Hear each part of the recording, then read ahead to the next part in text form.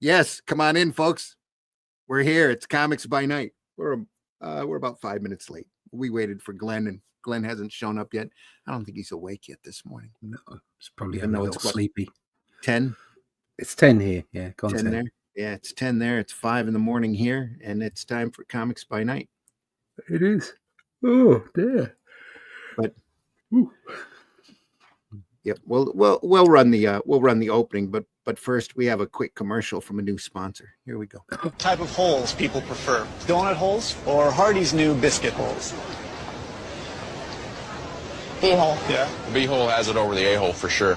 Why? What do you like about it? The A-hole seems kind of small. It's great. I just don't like the A-holes. B-holes are tasty and flavorful. The A-hole is nasty. A-hole tastes funny. I guess I'm just kind of a B-hole kind of guy. Introducing biscuit holes with icing. The best kind of holes money can buy. New at Hardee's.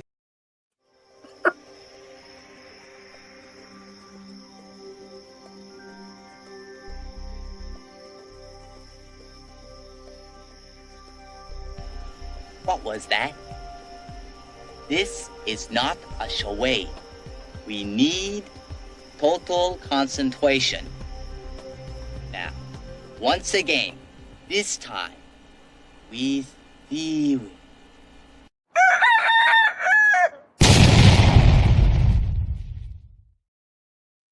Just want to thank whoever posted that old Hardee's commercial. Hardee's there are still some Hardee's around, but they don't offer biscuit holes anymore. That was back when the world was at least moderately sane.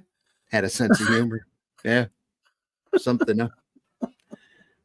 Coming in, folks, it's time for Comics by Night. We got a great book to look at today, and I'm your host, Randy Zimmerman. You can find me at Arrow Comics. My latest endeavors have been the Atlantean and the Shadow Kingdom. Here now available all over the place. Criticalblast.com is probably your best bet. Oh, there's a hardback. Ooh. For that, there's a great hardback. Oh, it's fantastic. And nope, that's the book we looked at yesterday. And I need a copy of the Atlantean, which is right here. The Atlantean is also available. Atlantean 1, I wrote it off of the characters from the Shadow Kingdom, King Kull and Brule, the Spear Slayer. A lot of fun, a lot of barbarian action. So, and Atlantean 2 is well under production. We're going to have that campaign up in March on fundmycomic.com. Can't wait for that. Issue 3 is just about done being plotted right now. Got a couple more things to work out, but logistics are everything.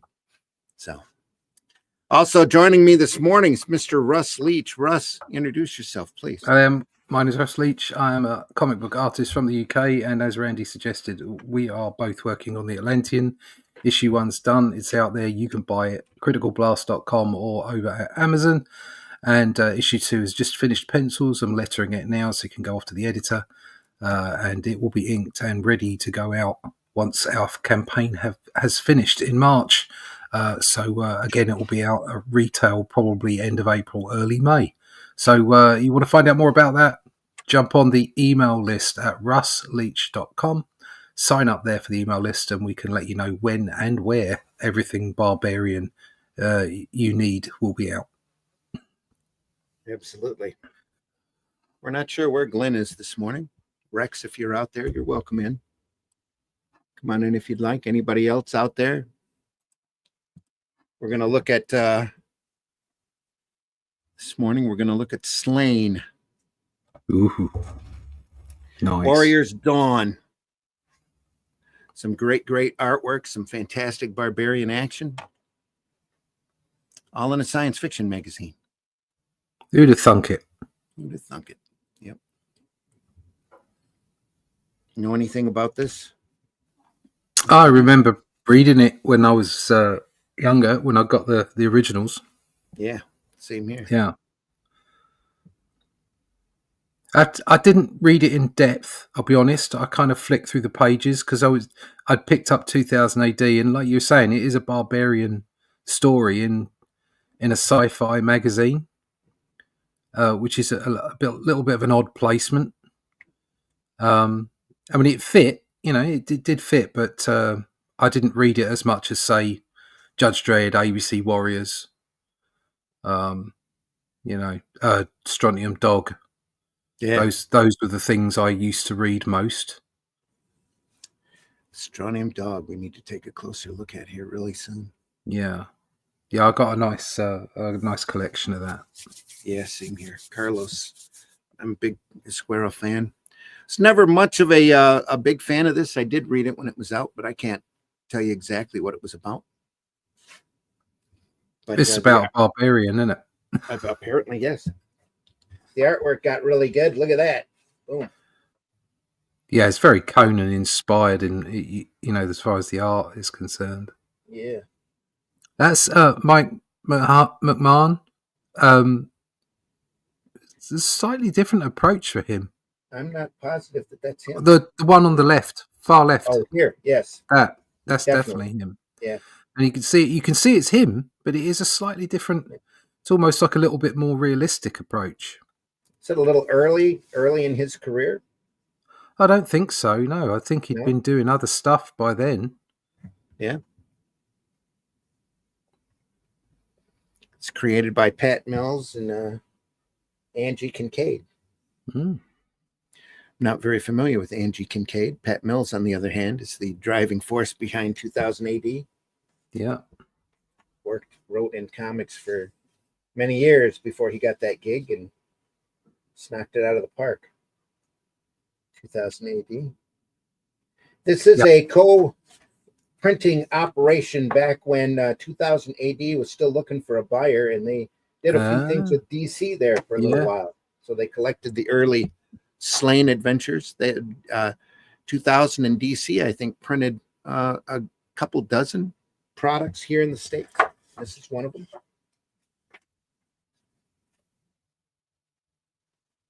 And this is not McMahon here, but no, McMahon is pretty much known for this. This and him and Simon Bisley, I think, were the two big. Simon Bisley, really, I think made his name on this. He did some ABC Warriors stuff as well, which was quite classy. Amazing, yeah, just great material.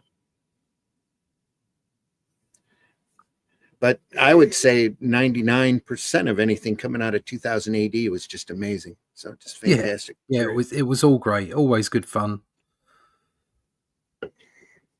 Broke in a lot of new talent. If you ever get a chance, there's a great documentary over on Amazon Prime about 2000 AD, Thrill Power or something like that. That runs through the early history and the early characters that were in 2000. Great interview with Pat Mills. Can't recommend that highly enough, especially if you're interested in 2000 AD. Told me a few things I wasn't aware of.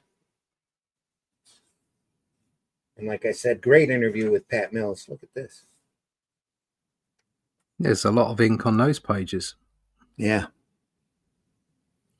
This is probably late 70s, early 80s, I would think. I don't know when SLAINE started. I've got a feeling it was early 80s, but I missed a page. There's a map as well. Look at that. So that's Mike Mahon. England. Yeah. Yeah, that definitely is. Guide well, that to would his have world. This area that they have here on the right of the British Isles was actually a real thing. Mm-hmm. It got flooded. Yeah. Thousands of years ago, and there were people living in that area between France and Britain, and the whole area was flooded. So there's kind of like, I don't know whether they've made this up or not, but there's certainly plenty of historical evidence for the landmass being one in ancient times. Yeah. So it's copyright 1983 and 84. Originally that sounds published right. 2000 AD. 330 to 360. Yeah, so Mike Mahon had already been doing loads of ABC Warrior stuff. Oh yeah, and Judge Dredd by then. Mm-hmm. So I mean, you look at that illustration on the left-hand side, and you can see a slightly different approach. That's a lovely. The earlier on in the book, you can on the front cover, you can see the proper logo as well. So it's not just the S. It's like a really nicely designed. That's a lovely logo. It is. Very nice. Must be an early version of it, I would think. Mm.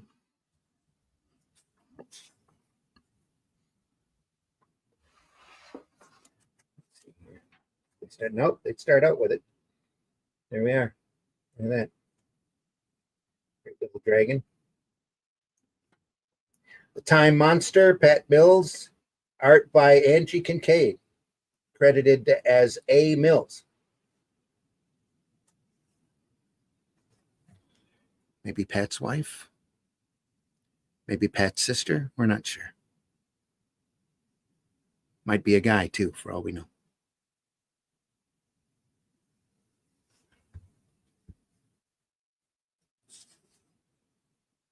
Kill Slain, kill Slain. I was just looking for the one I had. I've got several SLAINE books. A couple of them are painted, so they're Bisley, I think. Yeah. But Later on. I've got SLAINE the King. Okay. Which is illustrated by Glenn Fabry. It's got some beautiful detailed work in it. Yeah. If I'm not mistaken, Fabry did some work at DC at one time or another, quite a bit. It wouldn't surprise me. Yeah. He's obviously an excellent artist. This stuff reminds me of some of the 70s underground Material. Yeah, it's kind of got a underground feel to it.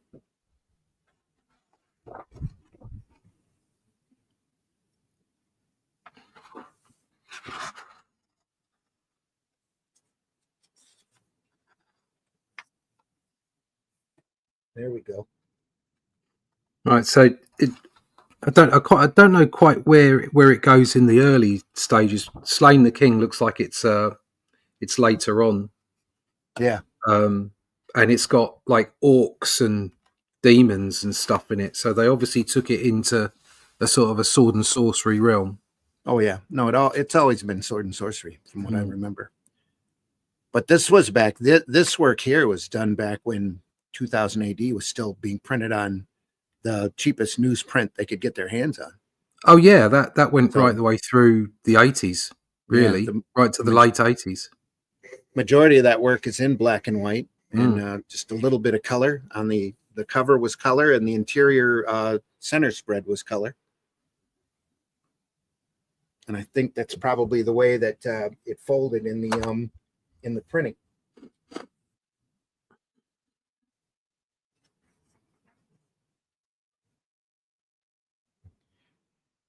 And if you're not familiar with 2000 AD, each episode was 5, 6, maybe 7 pages long. There were a good 5 different IPs in every issue. Came out weekly, starting at 9p. Yes. Great stuff. Yeah. It was. Crazy imagination. Incredible. Definitely inspirational. It was for me. It was Captain Britain Weekly and 2000 AD. They were just they were everything. That and all those early Marvel reprints over there, they were killing it. Titans, Mighty World of Marvel, the Avengers with Conan in it, and Doctor Strange. Yeah, it's like great stuff. Anthology books were big in the UK. Yep. That was the way you got your comics most of the time. And it was only when I got into sort of late 70s, early 80s that I was able to start picking up like the monthly, standard title, where it was the one story in it all the way through, one character all the way through, both DC and Marvel. But I'd been used to the way that British comics were presented, and 2000 AD is a classic sort of example of that. Yeah. I just turned my Facebook page on. I was wondering why our numbers were low. Here we go, folks. We're here. We're looking at SLAINE. The chat is open, so feel free to jump in.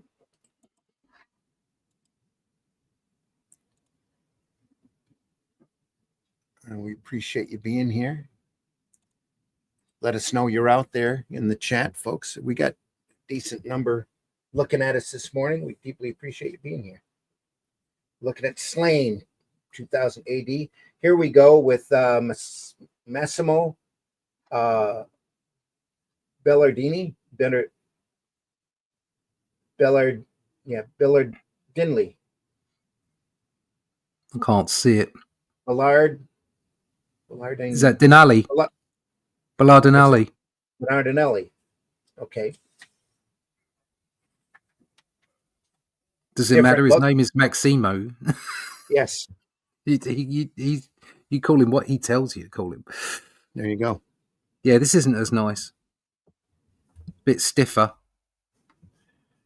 little bit more classic, old style storytelling here.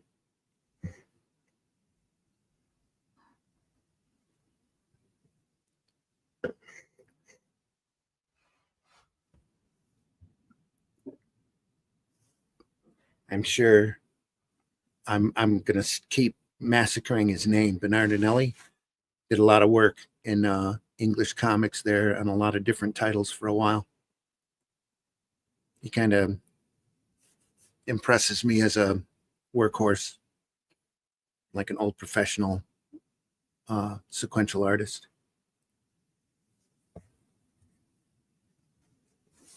Nothing amateur about it. Just it's got an older feel to it. Almost like a Silver Age feel. Still great stuff.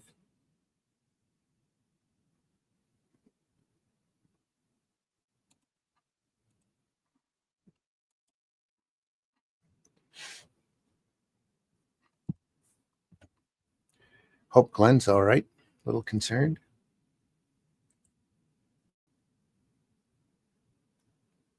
I don't remember him saying he wasn't going to make it today.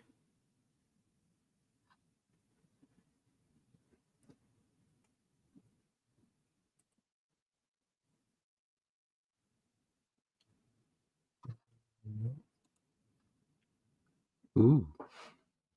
Nope, no notice at all.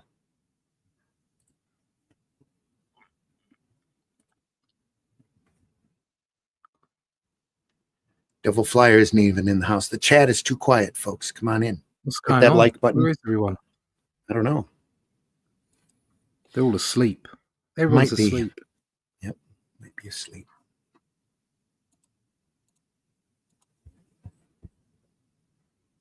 Just going to keep moving along here.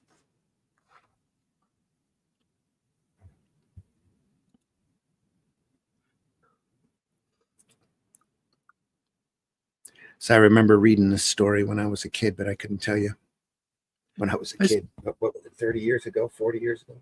What was that Truckers strip?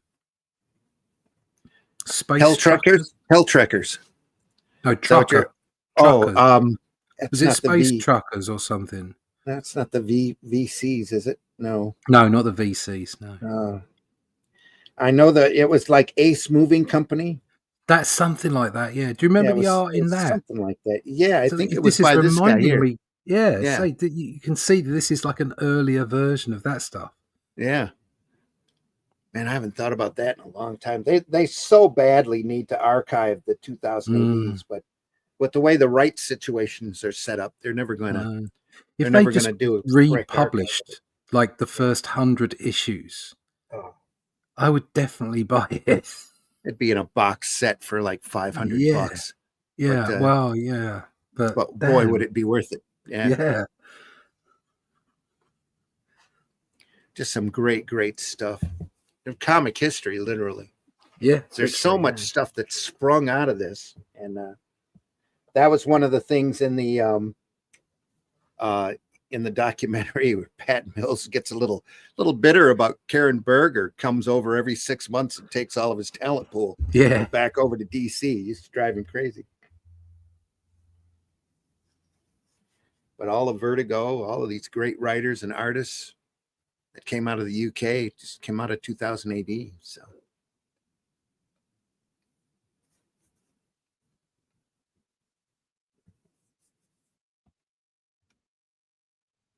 we still got radio silence out there. They'll watch us on a replay. Probably. Whenever or wherever you watch us, don't be afraid to comment. Leave a comment, leave a like. Deeply appreciate it. It helps our algorithm, even if you hate it. Look at that chariot. That's pretty awesome. Yeah. He's getting into it now, isn't he? Yeah.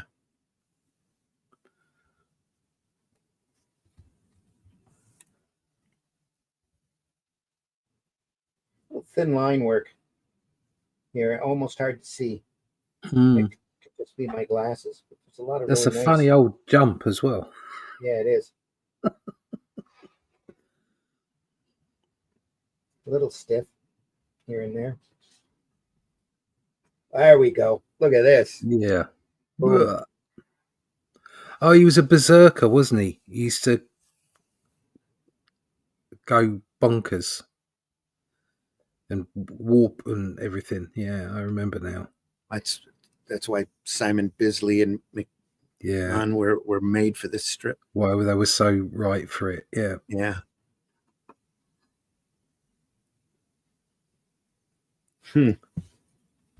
Crazy stuff. It's like those old Rat Fink drawings. The guys that used to drive the cars with the weird faces and the popped eye and the big tongue. Great stuff. Look at that.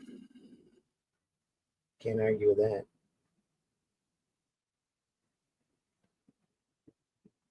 Quasimodo looking there. You can see this guy's style developing as he's doing it. So, like you said, he's getting into it. He's getting into it, yeah. Takes him a chapter or two, and yeah. Somebody popping in. Pop, pop, pop, pop, pop, pop. GBF? Who is that? I don't know. Glenn. Probably Glenn. What? It's probably Glenn. He must be having a hard time with his computer this morning. He's both muted and the camera's off. So there he goes. Yes, sir. Put you up in here. There? Oh. Are you there? Are you there? Good morning, gentlemen. Good morning. It's the GBF. I just got kidnapped by aliens. It was that alien, that asteroid going past, just decided to take me along with it. I hate it when that happens. I know, but I've told him to do one now. Anyway. Don't come round here probing me. They didn't even pop in for a visit over here. So we got enough craziness going on with our own aliens. So here we are. Yeah. Oh dear. Well, I'm going to say something then, but I won't. No, don't. It's all right. We try not to be political on this show. Yeah. Somebody will be offended. Sometimes it just slips in. Good morning. Oh, another black and white wonder. I'll be watching it later. Have a great day, Marvy. Yeah, you too, Bob. Coming in, going to work. Yep. Ooh. Coming in, going to work. How you doing, Glenn? I'm all right. I've been up most of the night. That's why I'm just absolutely shattered. So anyway, but I'm all right. I'm here now. What's this? SLAINE. SLAINE. Yes. From the start. Rather nice. Yeah. I never used to. I don't think I didn't follow this clip. I used to look at the drawings. I didn't like it so much. It's not my kind of character. That's funny. Russ just got done saying the same thing. It wasn't that I didn't, I like Sword and Sorcery because I was reading Conan the Barbarian and loving it. I think it was just, I think it was just because SLAINE was this Sword and Sorcery in a sci-fi magazine. Yeah. And it was like a little oddly placed. That's my issue. It's not. Yeah, It's not well, SLAINE's issue. I'm- It's not oh, yeah, Pat yeah. Mills' issue. Yeah. For 2000 I'm exactly AD. the same. It's, Yeah, the greatest value of 2000 AD is the science fiction aspect of Yeah. it. Yeah. And I only read SLAINE because I was reading Conan at the time yeah, and Mhm. enjoying it so much. yeah. And then when yeah, I yeah. went over to this, I thought, no, this isn't the It isn't artwork. Conan. Yeah, the artwork was good, but it Yeah. didn't really grip me. But But reading it later, going back to it later, is actually it's really it's quite cool. There's lots of great stuff going on in there. right, Especially since it was quite sort of orcic. There was lots of orcs and demons and stuff. It was a bit more sort of Lord of the Rings. yeah, it's a bit more Lord of the There you Rings go. than it was Yeah. Conan. Do you know All what I mean? Which is yeah, probably all why that- you don't like it. Oh, that stuff I like. Yeah, is it written by Wagner? Mills. John Wagner. Pat Pat Mills. Mills. Pat Mills. Yeah. Pat Mills. There you go. Created by Pat Mills and originally Angie Kincaid, who was credited here in the work as A. Mills. So a sister or girlfriend or wife of Pat did the first episode artwork. Looks very 70s underground. Yeah.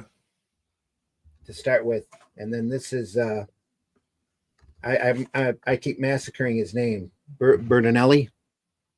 Badan, is it Badan in it? I can't say it either. The Spanish guy. There you go. Too early in the morning, not enough coffee. Yeah. Ballardinelli. Is it Badan? Ballardinelli. That's exactly who it was. Yes. Ballardinelli. It's the guy that did Ace Trucking Co.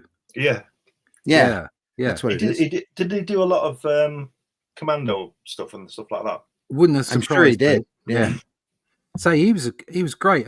When we first started looking at this, the first episode, the first issue that he did, it was a bit stiff, a bit weird, and then literally as his style is just getting better and better. And it's only as we started to move on, I thought I recognise that, and it was the guy from Ace Trucking, and the art in Ace Trucking is fabulous. That's what it started out looking like here. Mm. It was quite stiff. I mean, look at that left-hand page; it's very stiff. Yeah. But you compare that to even just like the next issue. It's just he's moving on so quickly. Even by the end of this one, he's breaking out a little bit more. Mm. Yeah, as much as I don't like sword and sorcery, as you know, I was reading Conan because of John Buscema. Yeah. And Roy Thomas was writing it, wasn't it? So that's always good. Mm. And Yeah. I really enjoyed it. And when this came along, I thought, well, let's see. Yeah. And it's well, I mean, look at that right hand page there. It's a bit cartoony too cartoony for me, really, in what it's supposed to be. Mhm. It's a different approach. Yeah, it's definitely more sort of orcs and wizards than it is sword and sorcery. I think you see, it's more sort of, in spite of what people think, I will give it a chance. yeah. Like I did with Lord of the Rings for 9 hours of my life. I'll never get back. But it's also, I think, something else that it had to it as well. It had that British feel to it.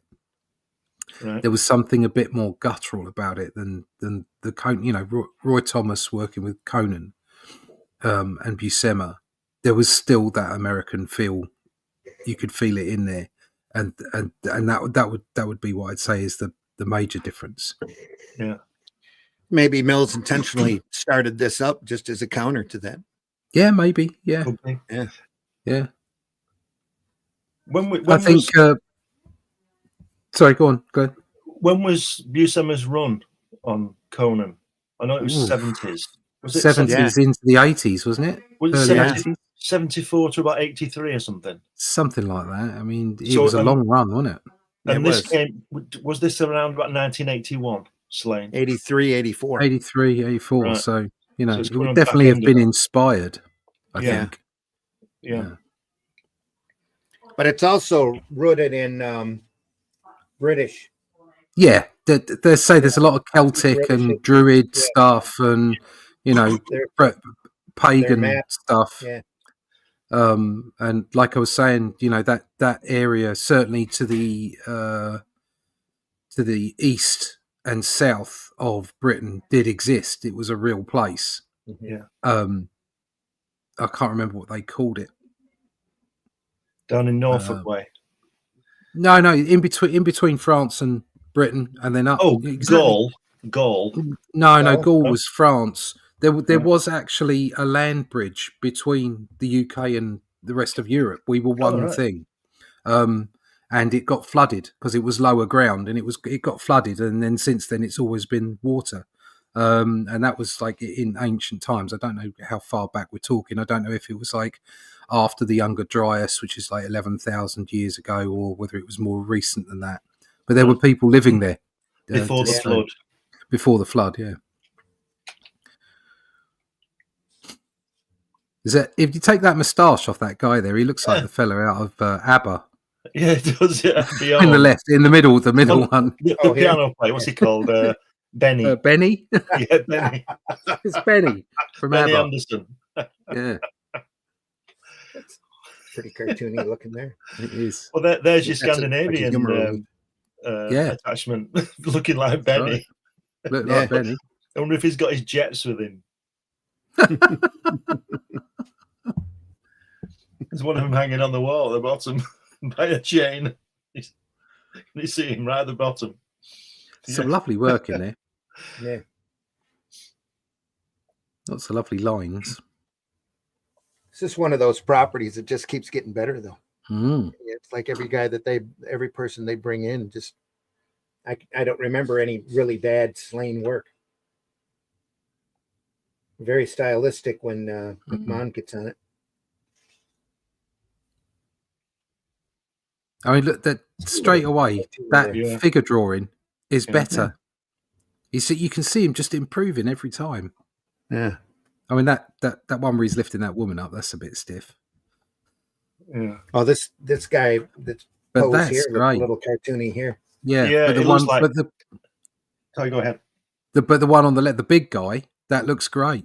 Oh yeah, that's fantastic. That cartoony bit on the opening panel there looks like Tough of the Track. You know, the guy who runs with us chips after he's been running in the Vino or whatever it is. Have you seen that, Tough of the Track? No. He's a runner, and at the end of he wins all these silly races, and at the end of it, he has a bag of chips. All right, a bag of chips. Really, that's proper chips, not American chips. Yeah, really healthy. You know, he runs around winning races, the marathon and stuff, and then he has a bag of chips. British chips. Because that's what us English do. We have a bag of chips after everything. We have a bag of chips. Yeah, we get on the football pitch, do 90 minutes, get off, have a fag. Sorry, a cigarette. You're not allowed to say that. Oh yeah, it's American. Have a cigarette. You have your orange at half time, and then you get off at the end and have a cigarette and a pint. That's what you do after sport, isn't it? Yeah, when I played football, we used to have a fight afterwards because Glodic Rangers were thugs. if we scored against them, they used to beat us up. I was 16 playing in an under-18 league, and the guy was marking me literally. I was a centre forward, and he's marking me literally. He had a big beard, a stank of beer, and he told me he was 26. He said he's under-18 league. He's 26. He's a man. I was a boy. I was 16, 17, and he said to me, "If you touch that effing ball, I'll break your effing leg." And then I did because I had to. I said, "Right, I told you." And then he proceeded for the next 88 minutes to try and break my leg. Right. And if we scored, everybody went home with a cut lip. But anyway, that's one for another time. I didn't play much football. I played rugby.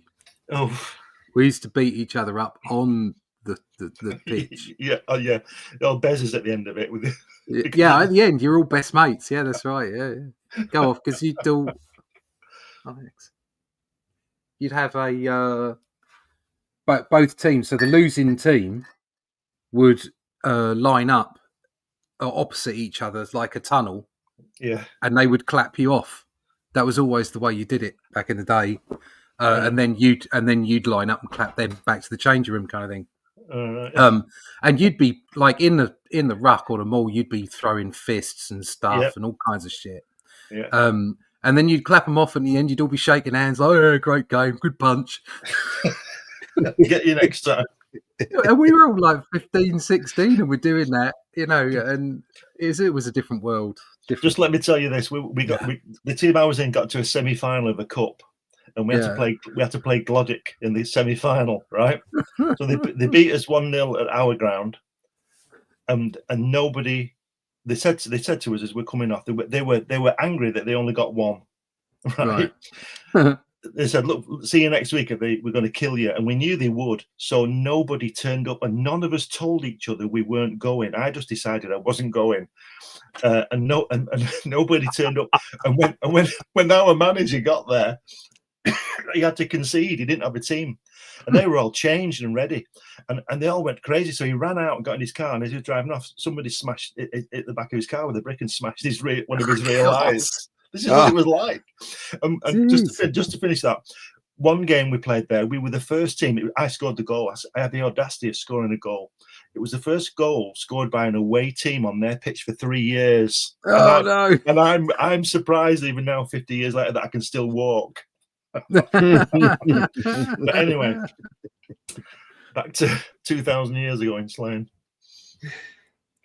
Dave's in the house. Genuine Comics. Yeah, Good morning, everyone. Good morning, Dave. Hope you're doing well. Thanks for showing up. Thanks for being here.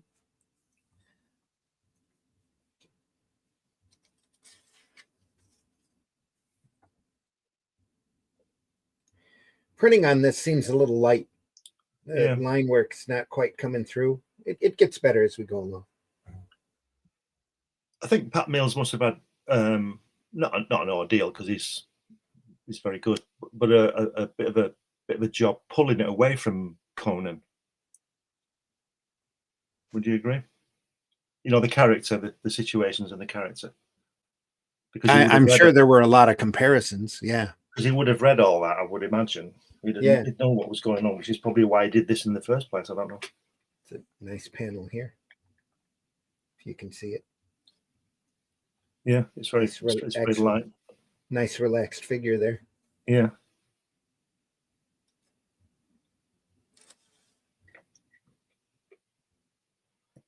A little bit of hard profile work, though.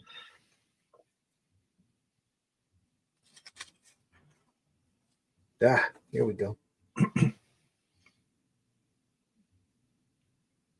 Snakes. It's a shape-shifting lizard person.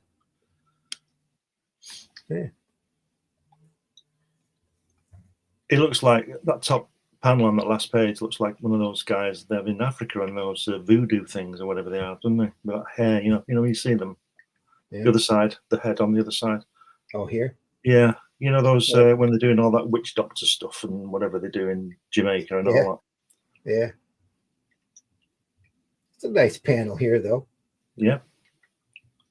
I like it. Looks good. Doesn't look much of a threat, though, does he? No. He's not really squeezing him, is he? That's what I was saying. It took him a while to get going. His rendering is gorgeous, but some of the nuance in the body language and the weight isn't quite there. Yeah, mm-hmm. It's a bit stiff, which is probably the hardest thing to do. Oh, that's nice. But like I was saying, every time he comes back, it's like, look at that. That's so much better. That panel where he's got hold of the snake. Every time he comes back, he improves and gets better and better. I think that's why people like, it's one and only really. John Buscema sticks out so much is because of the figure drawing. And I know that sounds silly because it's comics. Of course, you've got to have your figure drawing right, but there's a difference between figure drawing and anatomy, and being able to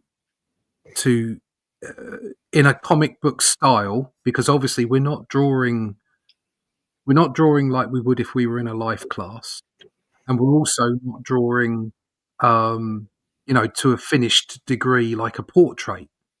Okay, this is as fewer lines as possible, an economy of line to get across a person, a character, how they're feeling, whether they're injured, whether they're tall and upright, whether they're fit, whatever kind of body language is going on. And that's why Buscema is the best for me. That's the reason. Because of his ability to tell a story with a single figure. Mm-hmm. And that's not to belittle any of the other artists out there who are, magnificent. But John had something. He was the Michelangelo of comics. Simple as that. Mm-hmm. There's a reason people say that. Yeah. I agree with it as well. Yeah. Is it true he didn't like drawing cars and stuff? I think I heard it. I think I heard him say it, or at least read an interview. It's such a long time now since that particular piece of information came to light. But as I understood it, he wasn't keen. He just, that's why he loved Conan so much. Yeah, because he's obviously likes to draw movement, doesn't he? Natural, like in a creature, so to speak. Yeah, because he's good at drawing horses, wasn't he, and stuff like that. Yes, he loved horses. Yeah, he loved drawing animals and people. That was his thing. I wonder if that's one of the reasons he got the gig on Conan.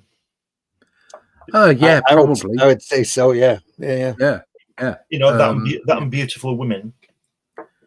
Yeah, and yeah, I mean, I can appreciate this and understand this. The one criticism that he gets is that some of his women kind of all look the same. Beautiful, but they're all beautiful. So what does it matter? Just like Romero, we said this about Romero, didn't we? Yeah. On Modesty Blaze, the editor's got some other guy to make the women look ugly. Yeah. They're all beautiful. Yeah, he said, "There's no ugly women. There are no ugly women." Yeah, it's like if you're going to draw an old crone, like an old witch or whatever, then that's like a whole different process. It's a whole different way of approaching. Yeah, but don't forget, you could still draw beautiful. She'd just be older. Oh yeah, you could have been beautiful when she was 25. And look at people like Honor Blackman. She was. Oh no, they're still beautiful when they're older. Died. Yeah. She's gorgeous, no, what I mean is a full-on big nose, zits, and hair, facial hair, full-on like the hag from Sleeping Beauty or whatever. That's kind of old crone. I'm not talking about some 65-year-old cougar.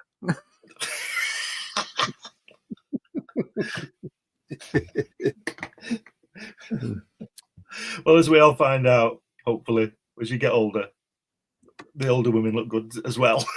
Do you know what? It's really weird. It's like, it is really odd because, like, when you're younger and you look at slightly older women, like, it's like, whoa, they're lovely, and then as you sort of get into your like 30s, you're looking at women at the same age as you, and you're like, yeah, which is great because your wife is the same age or similar age. You're like, yeah, this is great. I'm not that bothered for like the younger women. And then you get to like your 50s and your 60s, and you're thinking, I'd have never found a woman of 50-year-old to be attractive, and yet you're absolutely I'm besotted with my wife. It's like, she's gorgeous. She's the most gorgeous thing I can imagine. But we're both like in our 50s, and it's like, how did that happen? I don't. And you look at younger women and you think, well, that's a bit perverted. You don't want to go, no, that's just wrong. It's a really weird thing that you kind of go through this life cycle. It's almost like you it's like a jigsaw puzzle. You become fitted to the appropriate age that you are. It's really, really weird. It's a good job, isn't it? It is, yeah. Also, be a lot of people in a lot of trouble, wouldn't it? So, I know. Obviously, there's always things that aren't part of that rule set. There's always going to be people chasing different ages, but for the most part, it's almost like your tastes sort of adhere to your age group. It's really weird. I think what it's called is experience. Yeah, maybe, yeah, some of that. What's he doing with that? What's he doing with that giant fork? Is he gonna? He's going to eat a giant sausage with it. Yeah, I'm going to say. Yeah. Get me the sausage now. Baling a little hay. maybe. Release the sausages. Release the sausages. Oh dear. It's a couple nice panels here. Yeah, lovely, isn't it? Yeah. Nice drawing of a horse he's done at the bottom panel there on the other page. That side view of the horse. That's a chunky old horse. Yeah, it's what they call them, woman with hairy feet. It does all the like work. a Shire horse. Yeah. Yeah. That's like all of us. Yeah. All the people that do the work and have hairy feet. They keep the country going. That's why Tolkien made hobbits. Yeah, I suppose. Yeah. Yeah, but they're pretty lazy, let's face it. Yeah, too many breakfasts. Too many breakfasts, yeah. The thing I find interesting here is Slaine's hair. He just does the outside of it. Everything else is just filled in solid. Yeah. It's a bit spiky. He's turning to Ziggy Stardust, isn't he? Yeah. It's a bit been to the first hairdressers. Yeah. It's totally spiky. There's a lot of it on as well. It's a conditioner he's using. It's a conditioner. Yeah. He's got some 80s gel in there. Somewhere between 80s gel and 70s spike.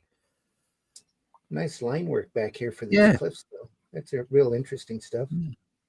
Nice splashing through the water there.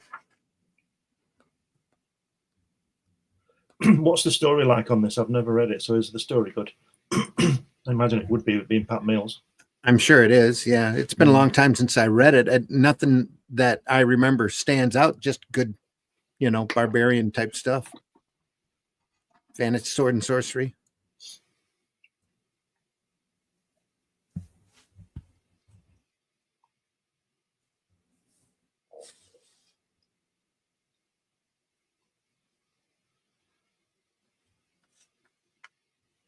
It's very detailed, which is nice to see. And I'm sure that they knew it was in black and white, so yes, I'm going to fill that in. Oh, it's Mike McMahon now. Now we'll see some stuff. Here we go. Warriors Dawn. That guy right at the end there looks like that bloke in Lord of the Rings with an hat on. Golem. Yeah. Golem. Looking for its precious. Do you know the best part of that film was when he was going to kill them when they were asleep and he was going to kill them, wasn't he? He was fighting with himself, and I'm going, go on, do it. Let's do it and put the end up so I can put it back in its box.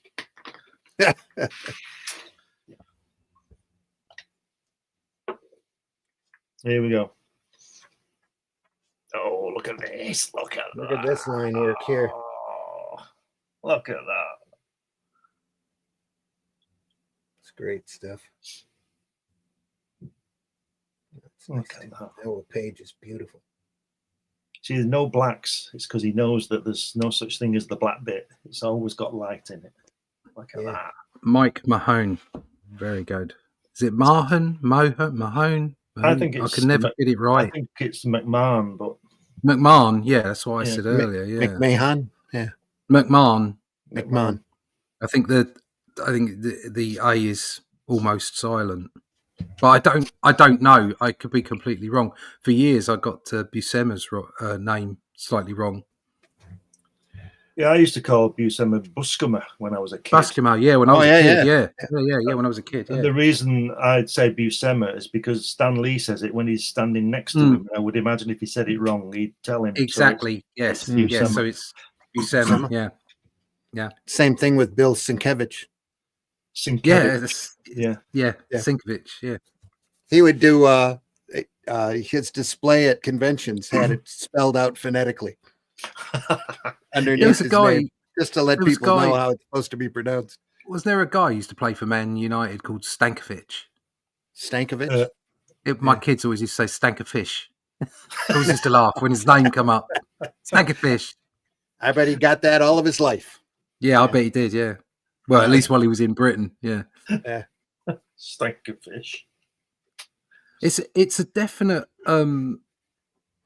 definite decision not to have a black in there, though, isn't it? Yeah, because it's everywhere.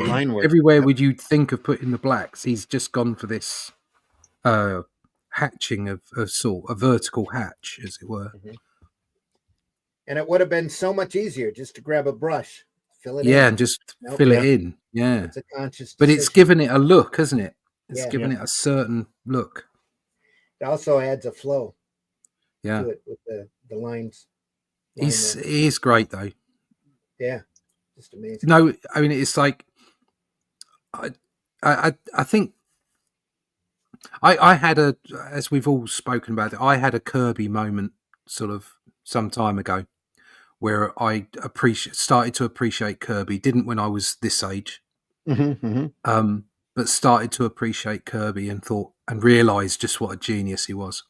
And it opened my mind, it opened my eyes to other styles. Yeah.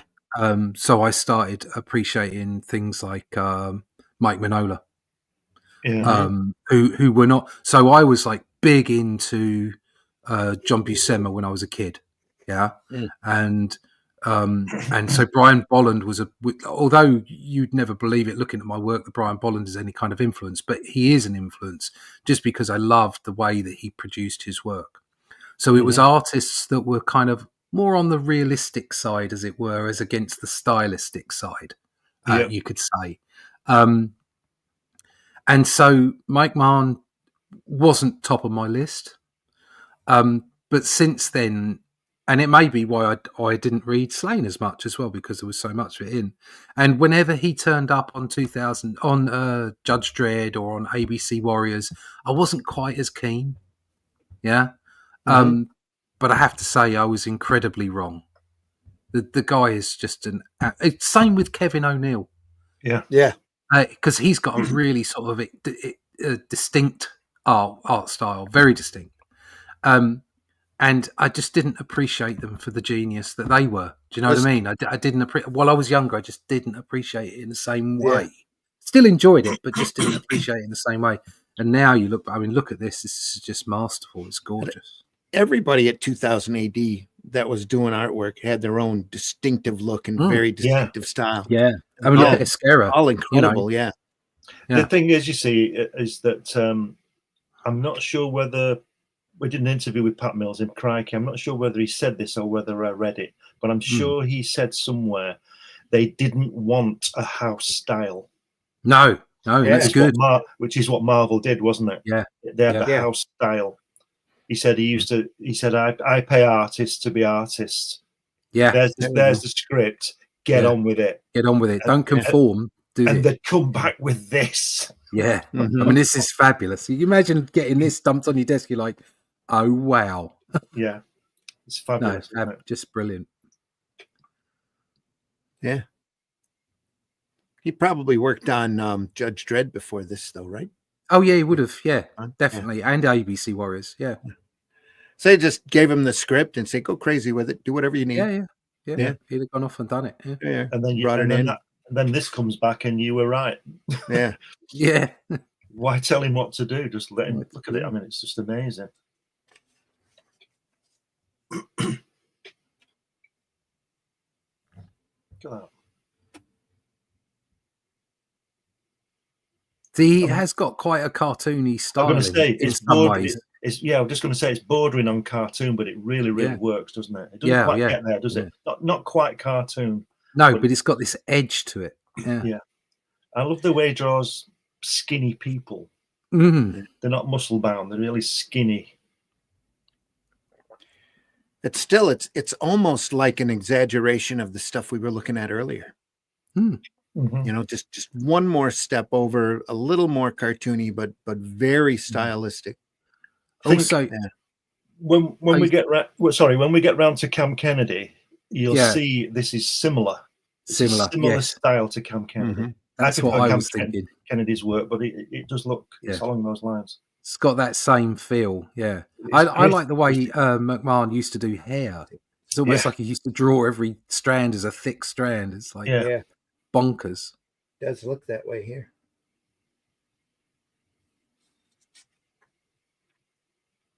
A little bit of light shadow play here. It's an interesting face. It's brilliant. Look at that last panel there where he's sitting in that grass and stuff, like bucket and everything. It's just absolutely wonderful, isn't it? Just so much going on. Yeah. It's fabulous.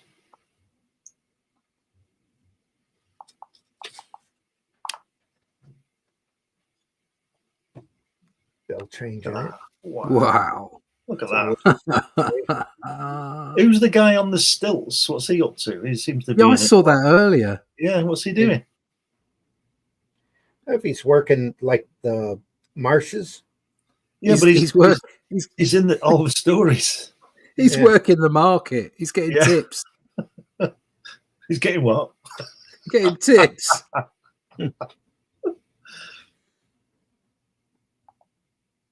Wow, look at that. It's fantastic, isn't it? It's like early British folklore. Oh, there we are. Look at that. Oh, yeah, there's one that on the hill. There's a guy similar to that. Notice how they've strategically not shown his big dick. Yeah. There's a where is it, Ross? There's a guy, I don't know. It's up north somewhere, isn't it? No, it's down in Kent, I think. He's on a hill. Is it? Yeah, and it's like an outline. It's like an outline of it's like one of those things in South America where you can only see it from the air, folks. Yeah. You know, the Nazca lines, is that what they call it? It's a bit like that. It's the chalk line, isn't it? Yeah. Mm-hmm. And it's a guy, and he's got this huge member, and he's massive pig. Yeah, and he's some fertility god or something, but you can only see it properly from the air. When, of course, when they drew it, or whatever they did with it, they didn't have aircraft. Allegedly, the tradition is for young couples to go down there so that they, if they want babies, you know, so that they kind of get the. They go forth and multiply.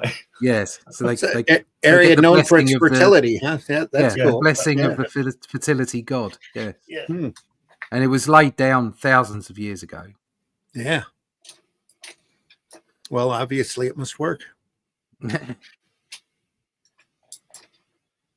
But we've got, you know, that's what a lot of what Tolkien used as source material was the rich.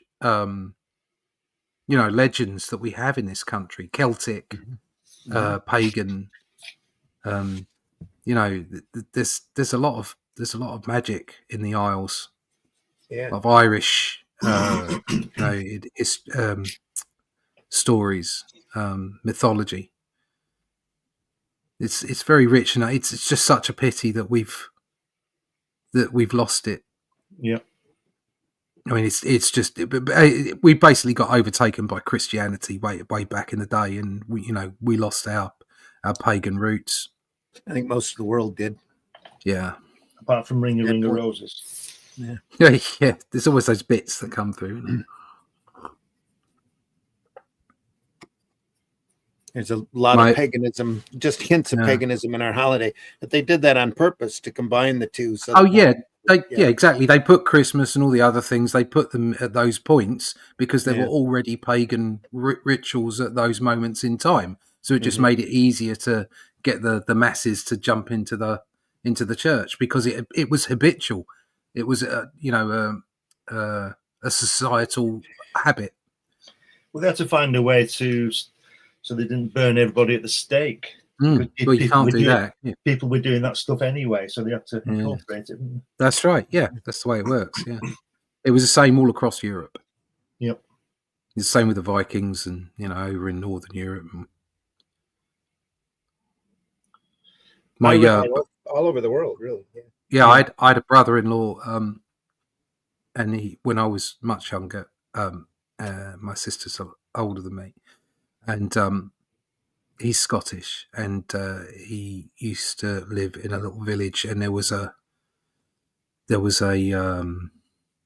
little bridge, and the sheep would congregate around a particular area every now and then. It was a particular thing. They'd see them, they'd just like turn up, they'd be there, and then they'd go away. There's obviously some natural reason for it.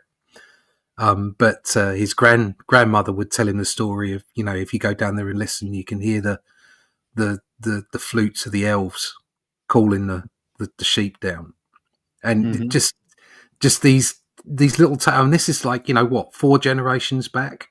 We're not talking ancient stuff, but there was all these little tales and mythologies and fairy tales that were there and around, and there are magical places. There's no doubt about it. There's some places you go to, and it's like this is a magical place, and you do wonder sometimes. Yeah, that hidden world.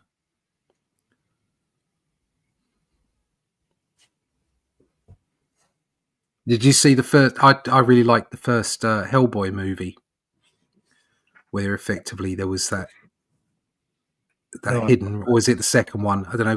Basically, they were saying there was just this hidden realm, like all the elves and the fairies and everything. They're all still here.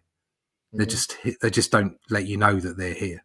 Yeah, yeah. Look at that guy in the first panel with the ribs. Yeah, it's great stuff. What's he doing? That's the horse. He's gone berserk, so he's lifting the horse up with his legs, thighs. With his legs. Yeah.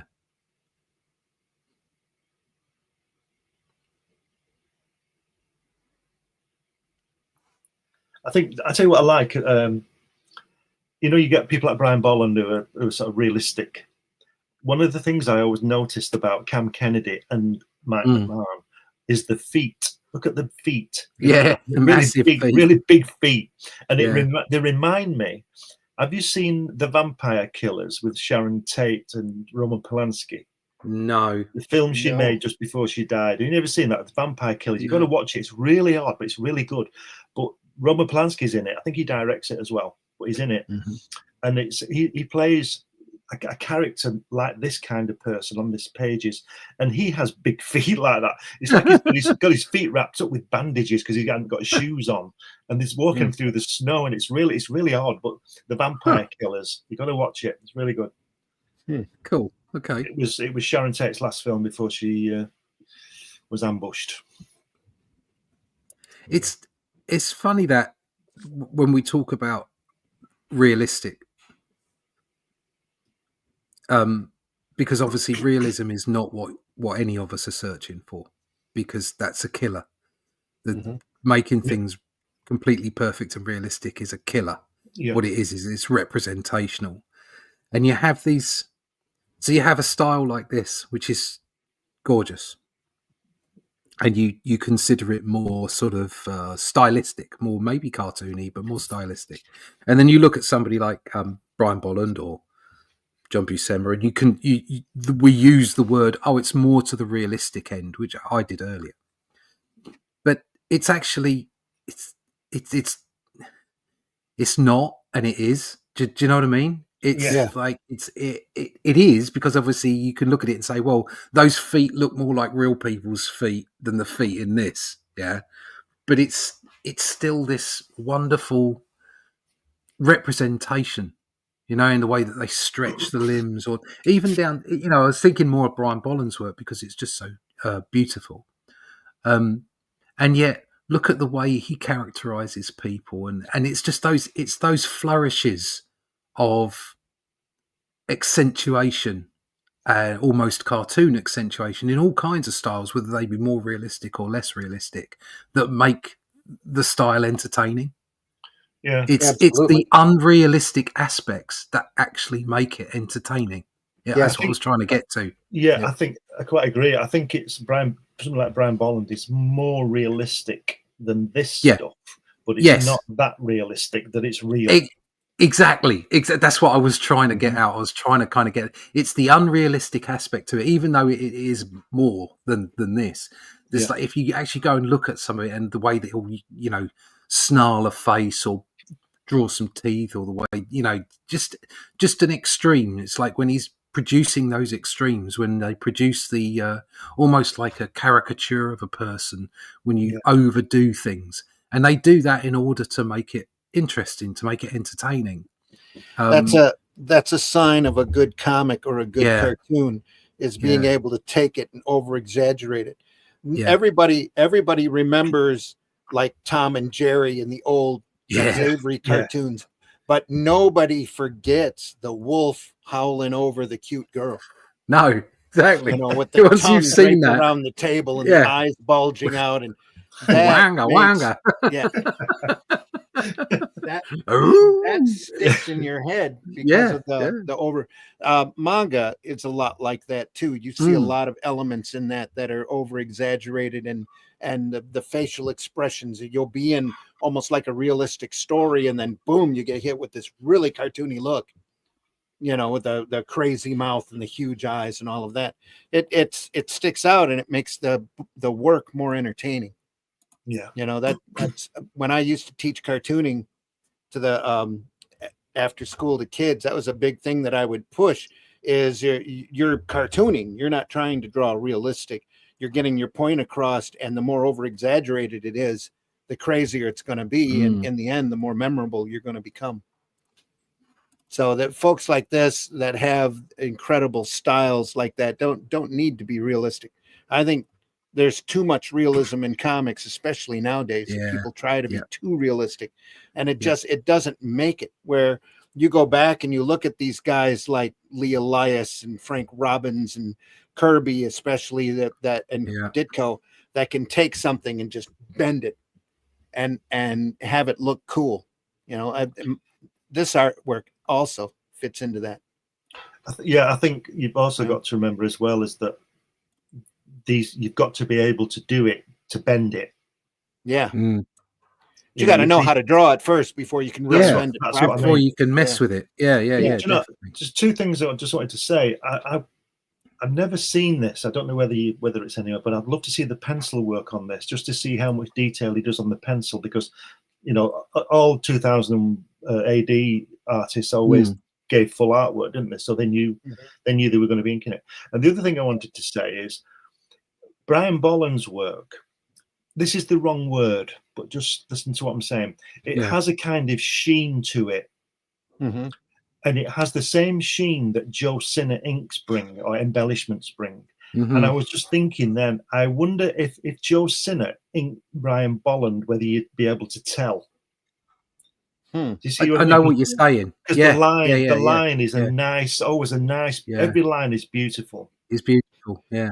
I think most of Dave Gibbons' work is like that too. Very clean, very straightforward, solid. Because I think if any of the Marvel inkers or embellishers got hold of these pencils, they'd be blacking all those bits in. Yeah, they'd be blacking. Oh yeah, absolutely. Yep. I have a feeling, I'm just guessing here, I have a feeling that Mike Mann didn't pencil very detailed at all. I bet he didn't. Yeah. I bet he just right. I bet he just flicked in sort of roughly where he was going, so he knew what he was doing. Yeah. And then most of it is done in the inks. Yeah. And inking like this isn't easy. No. You have to get yourself into the right mindset not to fill in everything and make it solid or get too close, so that you can you imagine getting to the fifth board there and thinking, oh god, I've got to do this again. Yeah. I think he's using a pen for this, to ink this. Oh yeah, I reckon as well. Yeah, I would think so. Yeah, it does look like it. But just to be able to leave it's all lines. There's no very very few solids into this.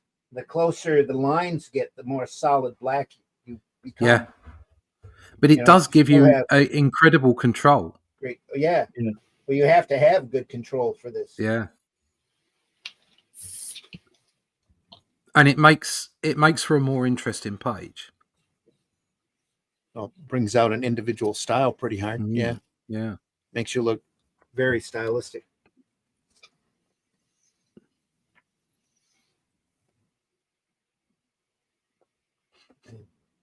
Yeah, it's an interesting. I think that also another advantage, shall we say, of the more stylistic style is that I think it leaves you a little freer. Yeah, I think you can just flick it in and then just say I'm gonna beat this with an ink pen or whatever, and off you go, and you just let yourself flow a little more. I think that was what the magic of Buscema was that he did have this more realistic aspect to his work, and yet he could, from what I could tell, he could work in the way that maybe we're suggesting Mike Mann works here, is that he could flick stuff in and then do the rest with an ink pen. Do you know what I mean? Or a brush. And that in a more realistic style is just incredible. Absolutely incredible. It shows so much confidence and ability. This is credited, this next story, to McMahon and Bellardinelli. Bettinelli. So halfway through, somebody took over. Yeah. Originally published in Prague's 337 to 342. So yeah, it's a story that they Oh, there you go. He's back. He's Bardinelli's back. working on this. Yeah. Look at that on the left there, though. Look at this. Yeah. Got the guy at the bottom there with. Wow. Like creeping. It's like the red weed, isn't it, on the War of the Worlds thing? Mm-hmm. Wow. This little vine work here. You can also sort of see it moving. Again, Creeping. lines, crosshatches. As you get farther back, it gets tighter until you get to solids back here at the silhouette. And solids here in the front. Real interesting. This guy looks crazy. Is that guy at the bottom left on the first page, is he fresh? All the others are skeletons, aren't they, on the first panel? The bottom. Can you see him at the bottom, right at the bottom left? Bottom. There. Yeah. Is he sort of fresh? Do you understand what I mean? His head. He's only been there a day. The other guys have been there for 14 years, you know? Right. Yep. That guy on the far right on the last panel of the page looks. Is he in Lord of the Rings? That kind of person with that helmet. He looks familiar. I don't know. Oh, I know where I've seen that kind of a drawing on a Frazetta Conan thing. The guy. Oh, yeah, Death Dealer. The guy in the Death Dealer. Yep. Yeah, he's similar to that, isn't he? Sure. Yeah. Those little slits for eyes, though, that just screams Alex Toth to me. Yeah, it's great helmet, though, isn't it? Space Ghost, Birdman, Mighty Mightor, that kind of stuff. Oh yeah, great helmet. Fabulous helmet. Serious helmet. At first glance, though, it almost looks like a cup upside down. Yeah, a goblet. You really have to look at it in order to see that it's a helmet. He's got a.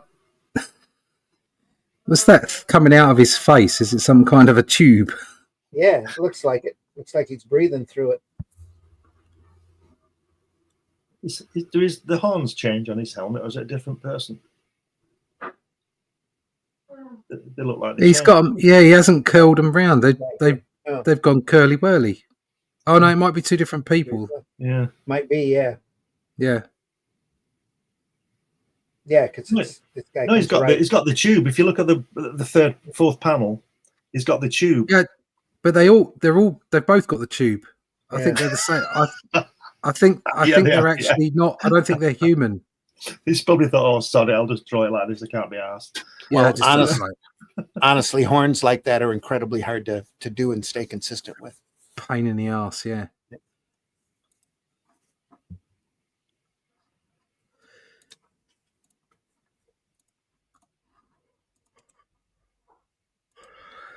This is really a step above his previous stuff. Yep. Yes. They say every time he comes back to it, he's better. I wonder if McMahon was just fast, because he might have been stuck in the middle of this story and had something else come up or some sort of an emergency that McMahon had to come in and fill in or finish off. Yeah. But in the meantime, there's these other McMahon stories that are in front of it. So he might have had a problem getting any deadline together. I have a suspicion that McMahon was faster. Yeah. Yeah. Look at that. God, that's bonkers. It could be also that, not casting aspersions here, that Bellardinelli was 3,000 miles away in Spain. Could be too. Whereas McMahon was up the road, you know. Yeah, there is that.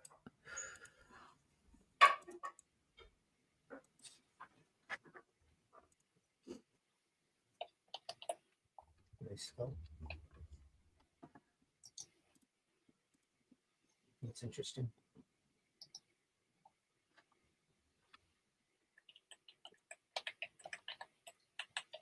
Yeah, the guys are upside down here, looking over the roof, apparently. Yeah.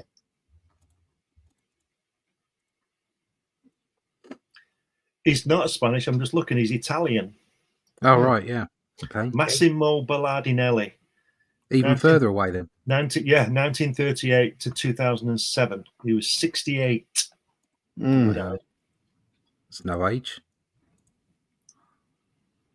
He worked on Dan Dare, Harlem Heroes, Black Hawk. Yeah. Yeah. Black Hawk, yes. SLAINE from 83 to 84. Didn't that come in from, was that Warrior comic that came in from? Black Hawk? Yeah, because they 2000 AD merged Tornado. with a number of comics. Tornado, that's it. Yeah. Number of comics. And thank you. Black Hawk was like this, he was a gladiator. Yeah. In the Roman Colosseum, and basically this in the first episode. So it'd always been set in ancient times, and then it went into 2000 AD. And in the first issue of 2000 AD, they had him picked up by some aliens that wanted to get the best fighters from the universe, and so they took him straight off into space. It says that Pat Mills selected him to visualize the hero's bodies distorting warp spasm. And it says, although his strips were popular with the general readership, the fan audience never really took to him. And his SLAINE stories were not collected by Titan. So there you go. There you go. Well, this was this is DC. a co-publishing with DC, yeah. Matt Black's in the house. Morning, all. Morning, Matt Black. Hey, Matt. You doing all right? Thanks for joining us. Looking at SLAINE from the start.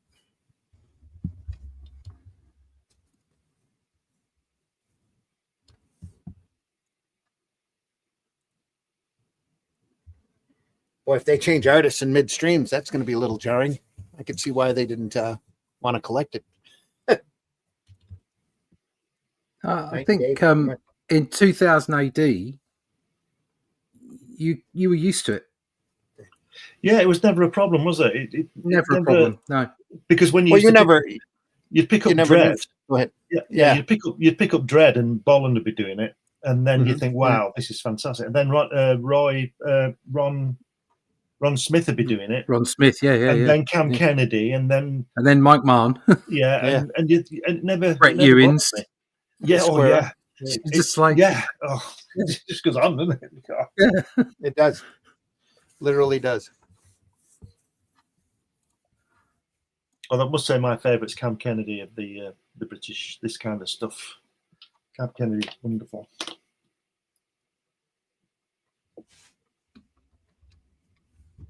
I mean, this Ballardinelli stuff is great, but it's nowhere near McMahon, is it? No. You know, but it is good. Yeah. Which shampoo was that? He's got his fingers in the plug, hasn't he? Yeah. He's stretching out here. He's got a different layout working. He's getting a little looser working here. That's great. Breaking the panel border there. Yeah. To me, it's getting more Conan. A little bit, yeah. I think he's having more fun.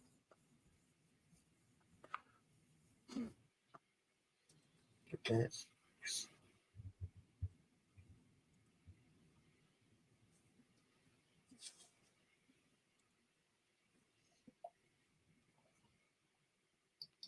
Wicker Man.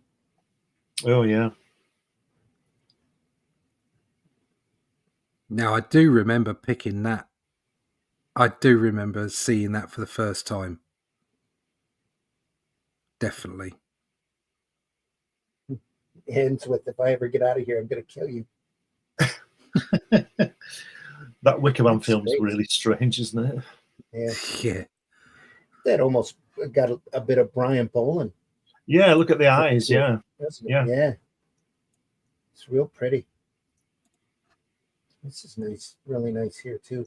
line work back here, just enough to show a background to it. Little open, I think that's branch work here. It's negative space. Really sweet. Little sky here, line work, bringing your attention right down to this. Really well done.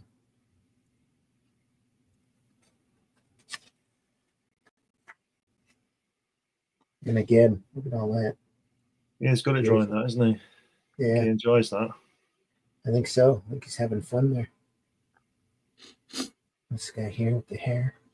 Those legs are a bit odd, aren't they, on the other page? He's standing on a table. Yeah, a bit strange, a bit chunky. You want to try having flat feet, mate?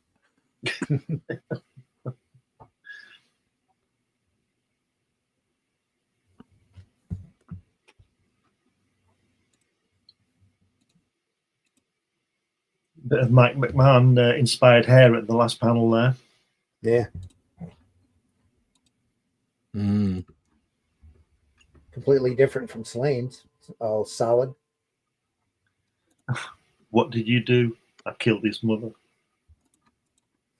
Oh dear. That's better, isn't it? Come on.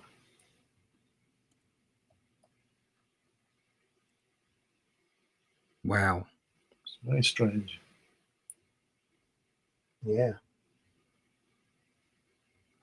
What's the tape at the top? What's that all about? That is it? I'm not sure. Some kind of flag thing. I You know, like a banner type of thing. Strange, isn't it? That's weird.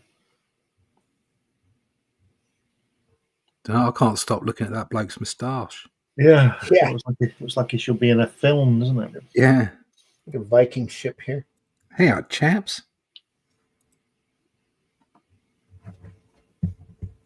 Just got off the blowers, speaking of ginger. Yeah. Drawing the bottom of the feet here, too.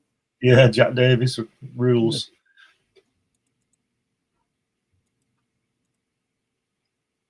It's nice here, though. Kind of like that.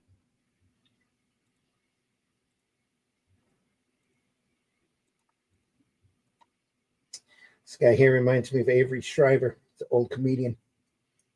Don't know him. Yeah, it's got the same type of mustache and hair, and body figure too.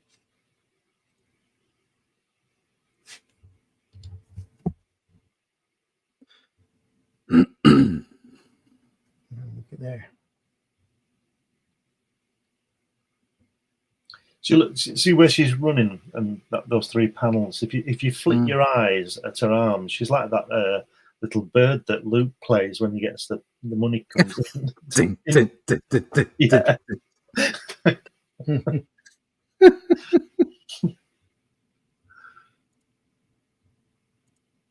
a bit dodgy, that. I'm trying to work it out.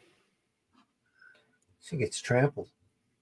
Yeah. It's no. a memory. It's a memory no. from Slain when he was younger. Is that her mother then that he kills?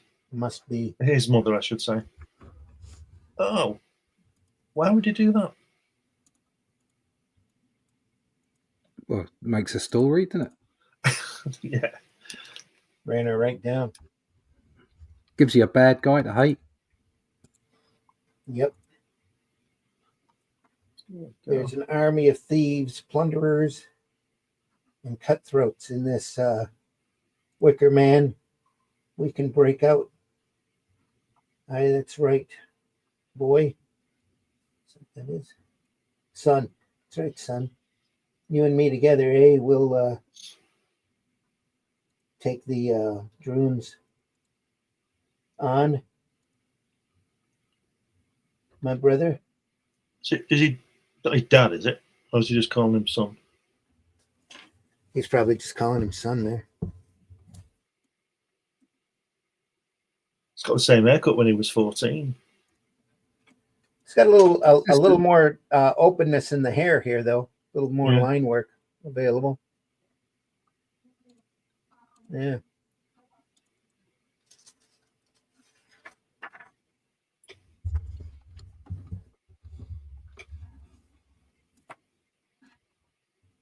It's gonna say we went up to the 60s. She almost looks like a hippie.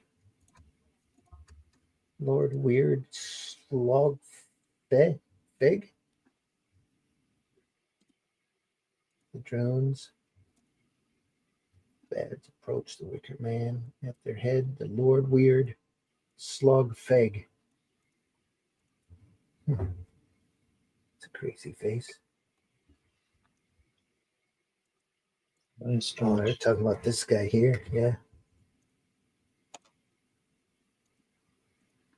See that girl in the centre with those tartan jeans on? Yeah. I just sort of, I could see her in Doctor Who. Yeah. Liking this little negative space here on the bindings. Open.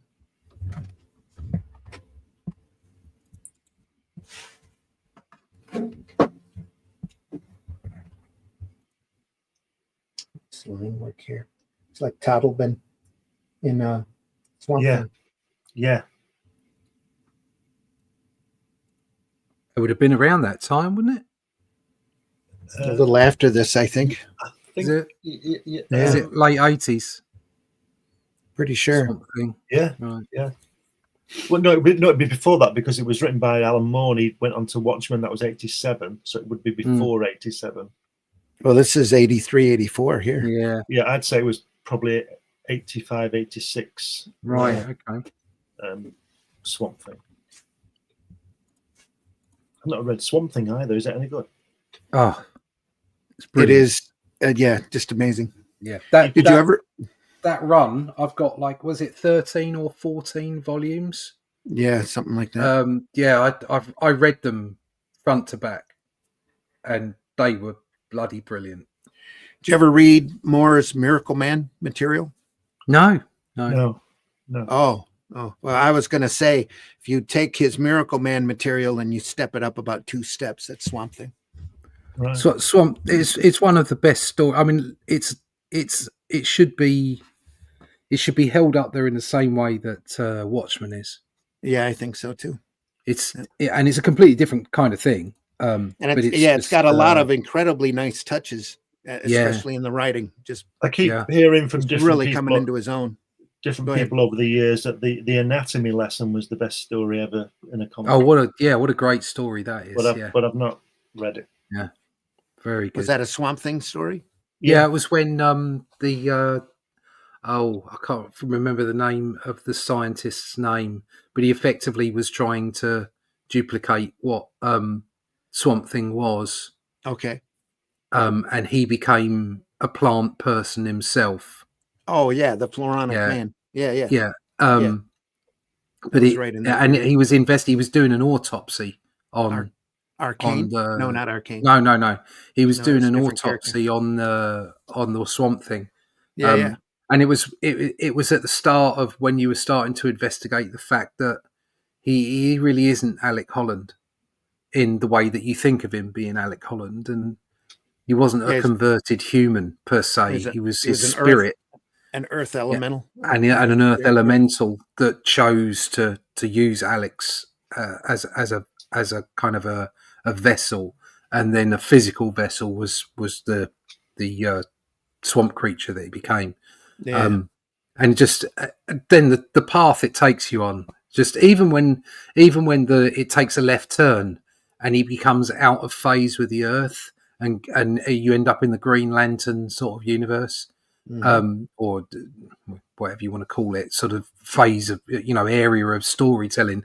And when he's in Gotham as well, and Batman's in it, it's just like it's utterly brilliant. And the main aspect of it is very esoteric because they talk about his journey into hell, and it's just absolutely fantastic story. I couldn't put it down. Just a great molding of that. Of the DC universe together. On that. Yeah. I remember him pouring out through a sink and him giving was it Abigail a fruit root off of him and having her tripping. And I remember him being in hell and Arcane running up to him telling him he's been down there for an eternity, and Swamp Thing looks at him and says, "It's only been 6 hours," or something. It's like he's been kicked around. His head is being kicked around like screaming. a football with by these demons. And he ends up in a pile of bodies or something, and he's like, I've been here for an eternity. He says, no, it was just last week or something like that. Yeah. He's like, you've only been down here a few hours. Absolutely brilliant. So excellent stuff. And it's been a long time since I read those. Yeah. But that still stands out. The thing with Miracle Man, they've got a scene in there that it was in Warrior magazine, serialized in Warrior magazine originally, and it has his girlfriend waking up after a night of rousing, I guess you would say, with Miracle Man, and having her wake up and touching things to kind of get back to reality. That I remember the wording on that was incredible. It's one of those you sit back as a kid and you go, man, that's really good writing. Need to go back and revisit those. That's why we look at great comics, folks. That's why we're here. Yep. You'll have to dig those out.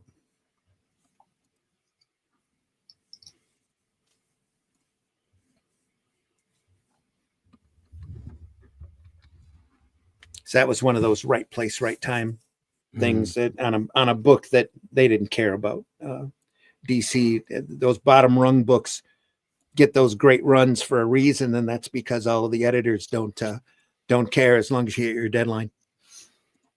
The creative team on it gets whatever freedom that they need. You know, Jim Starlin on Captain Marvel and Miller on Daredevil and Moore and Bissett and Toddleman on Swamp Thing are big examples of that. And it's usually the ones that are underselling, which is why they're so hard to find. Yeah. And it goes to show that when you just let people get on with it. Yeah. Yeah. Killraven by Russell and McGregor. There's, even Gene Day and what's his name? Doug Monch on Master of Kung Fu. They were just kicking out some really classic stuff. It's like it's what editors are there to guide. They're not there to write the stories. Yeah. And I feel pretty much that's what's gone wrong with Marvel. Is a lot of it is that the editors are kind of like deciding where the direction goes. And on those, let your story writers do that. On those big selling books, very rarely are they left alone. Like Buscema's Conan and Claremont Byrne, Austin X-Men, and Wolfman and Perez's Teen Titans. They have entire just beautiful runs of great stuff. It's because the editor knew enough not to play with it. Yeah, let them do their thing. They're doing something good. Yeah. Yep. Very different from the stuff you see today. The trouble is we won't talk about this too long because I don't want to be too negative. But the trouble is too many people want to leave their mark instead of want to make comics. Mm-hmm. Stop trying to leave your mark. Just make the thing. We make comics like you, the three of us here, and the people that we know. We make comics because we love them. There's certainly not a huge amount of money in it. I'm doing this out of the love of it. That's what I do it for. We do make some money. You've got to do. You can't just live without anything. But we do it because we love it. Because we want to make entertainment. Because we love the story. The matter that goes into it, and how people appreciate it. You want to share that. You want to communicate. That's what comics are. Mm-hmm. I'm not here to leave a mark. I'm not here to get an award. Not that I'd ever get one anyway. I'm not here for people to remember me. I'd like the stories to be remembered. I'd like the content, the final things to be on people's shelves for as long as possible after I'm gone. I'd love that, but I don't need to be known. Well, that's what's wrong with the films, isn't it? Because there's so much money involved, and the people who are putting the money in want too much of a say. They shouldn't really be having any say. Let the creative people get on with it, and they don't. They seem to interfere all the time and change everything just for woke's sake, you know. Have you seen the trailer for Fantastic Four? Yeah, I wondered why they had John Byrne's design on costume on instead of a well, they had John Byrne's costume design, but then it seems to be set in some kind of futuristic 60s environment. Yeah, it's in a retro kind of feel. Retro world, yeah. I don't know quite what futuristic. From what I could tell, it was the best thing yet, but it was still weird. And it didn't sound right. It didn't sound right, no. And I just don't. The best thing in it was the fact that Galactus wasn't a cloud. Yeah. So that's a bonus. What little you saw of him, yeah. Yeah, I have a suspicion, and I'll keep an open mind, but I have a suspicion that I'll probably just watch the clips with Galactus in, and that'll be the end of it. So the surfer not in it? I don't know. There might be a female surfer in it. Oh, so the surfer isn't in it. No. So they're doing Shalabal instead of Northern.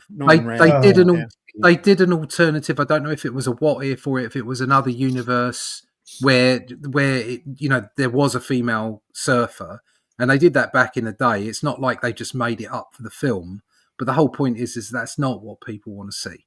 No, people want to see the Silver Surfer. That everyone knows that the Silver Surfer Prime, whatever you want to call it, is Norrinrad. That's the Silver Surfer. Let's just do it, shall we? Yeah. But it did have some promising things in it, like they were talking about family. They didn't seem to be wanting to break up the team, as it were.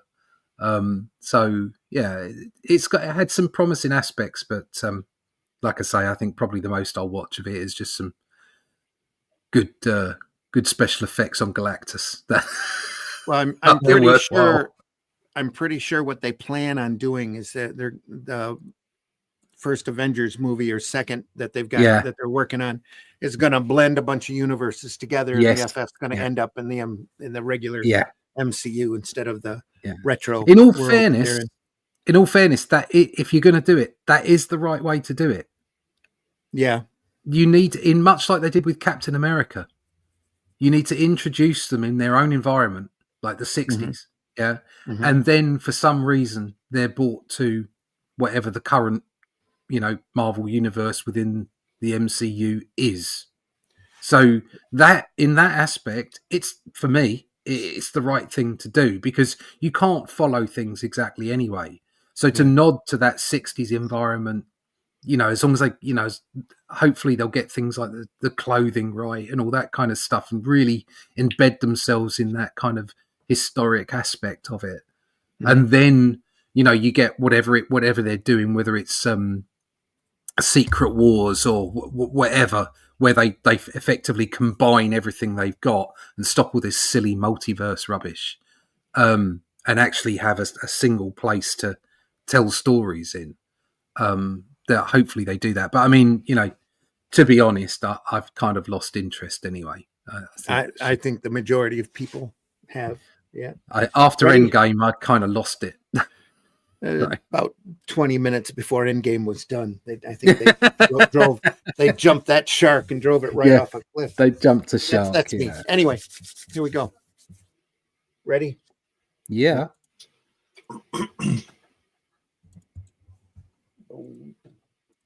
Getting a little crazier here. Woo! Look at this. It's going off on one. Look at that eye down there. That's good, isn't it? Yeah. There's some lovely rendering going on, isn't there? Yeah, it's lovely. It's going berserk here.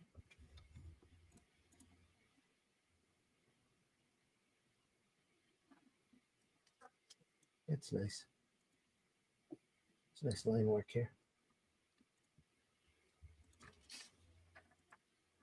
Boom.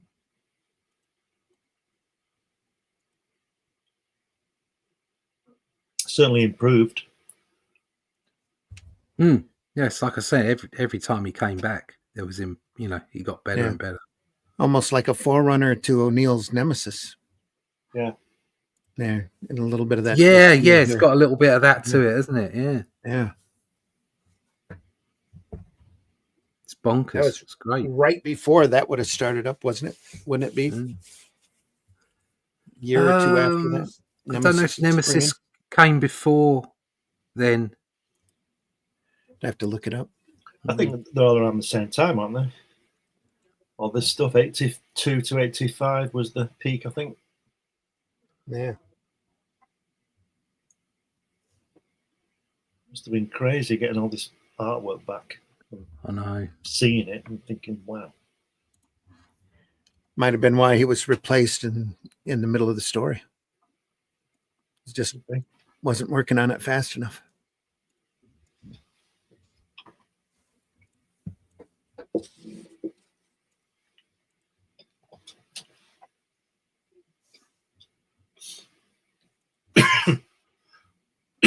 It's great.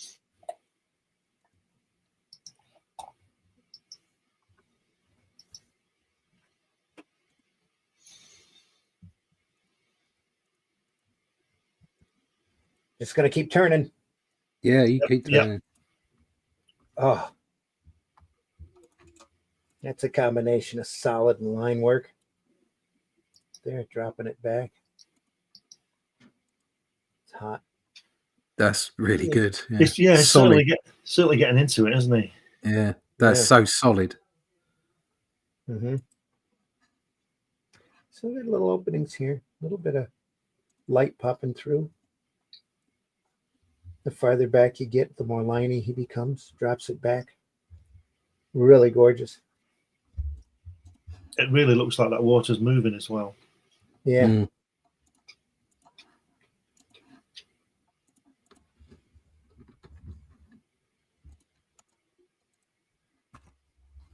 It's nice axe. Should give Cole an axe like that. He wants to be careful. It's nearly sticking in his back. Yeah.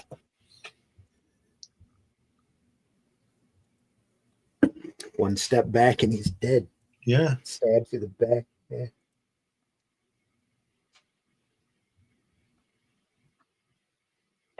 That's a real McMahon thatch he's put on top of that guy's head, isn't it? Mm. It is. Yeah. Yeah.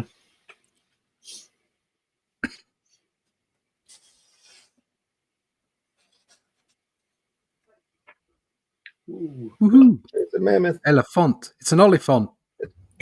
Knows how to do eyes, doesn't he? Look at that. Yeah, they're a bit on the big side, though. Nice. They look a little bit like Annoying Orange. Yeah. Where's the nose gone? There's some tech missing. That's Annoying Orange. It's cut off before we get to the nostrils. Yeah. She doesn't have any bridge on that nose anyway, just a couple dots. Dot. It's a nice mammoth, though. I like him. I like your mammoth. Yeah.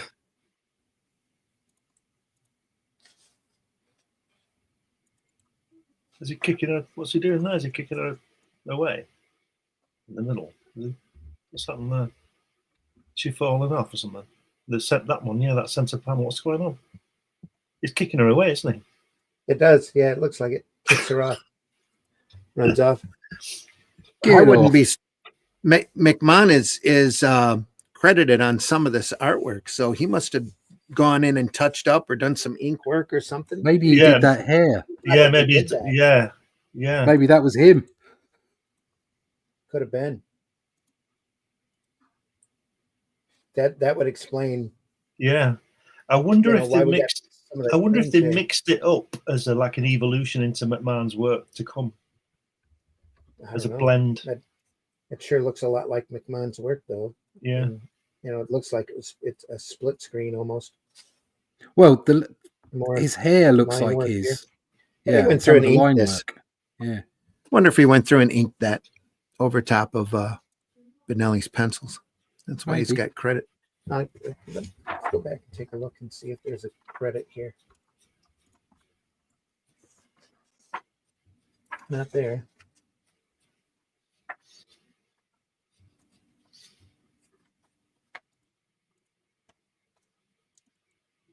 Nope.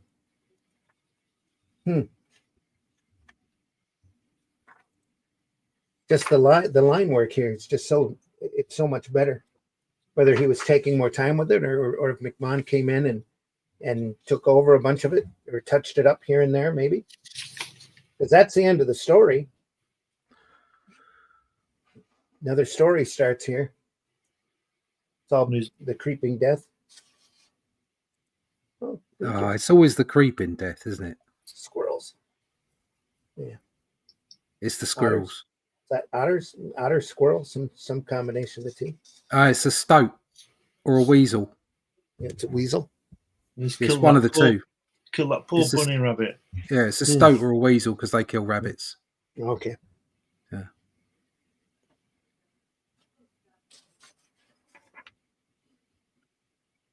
Yeah, she's running again. Is that Medusa's sister? Oh, there's a spider. Look at the spider. Ah, the spiders have got him. Ah! Oh, Great. The spiders have got him. I think she's a witch. I think she might be. Yeah. You should be afraid of me. And then suddenly he's got a bug problem here. Mm.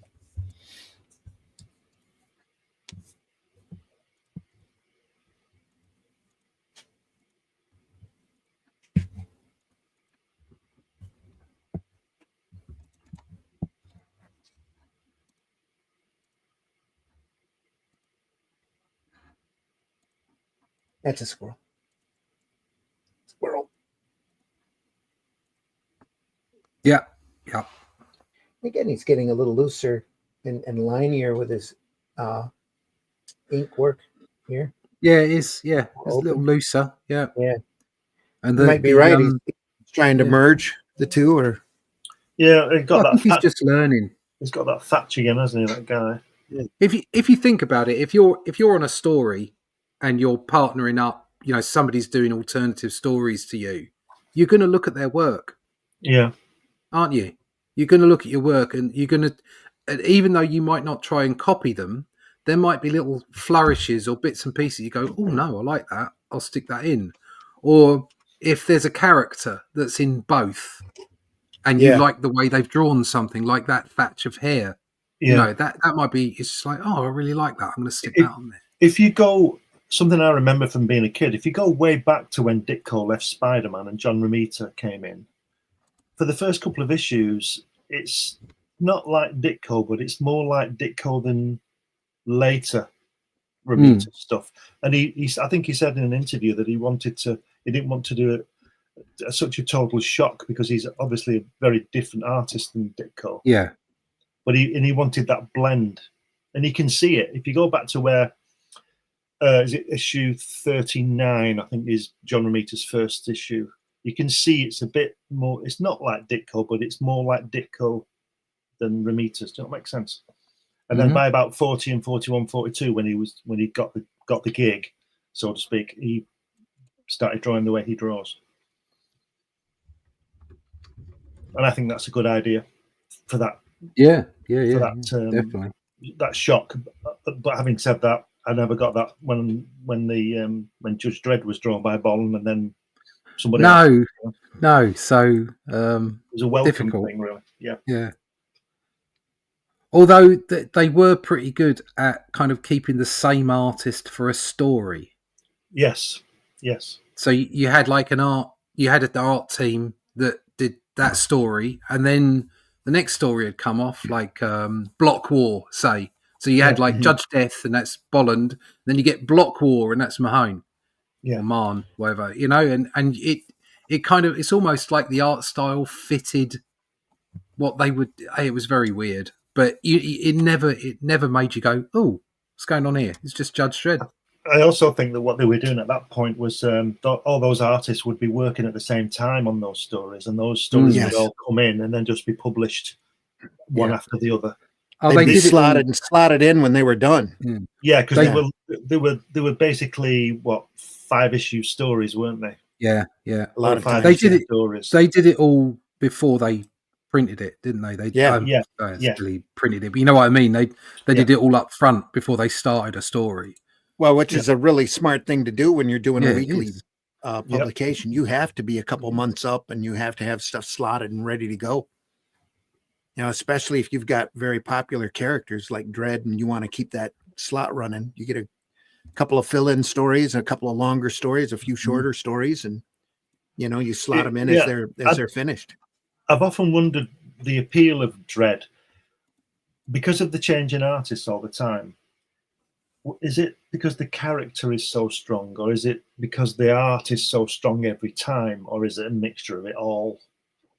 I think it's a mixture. It's a mixture, yeah. But the character is solid. Yeah. It's always written the same. Mm-hmm. Yeah. Or it used to be anyway. Yeah, I don't know about now. I'm not read it for 40 years. About now, I haven't read it for a long time. I think the last Dredd I saw was, hey,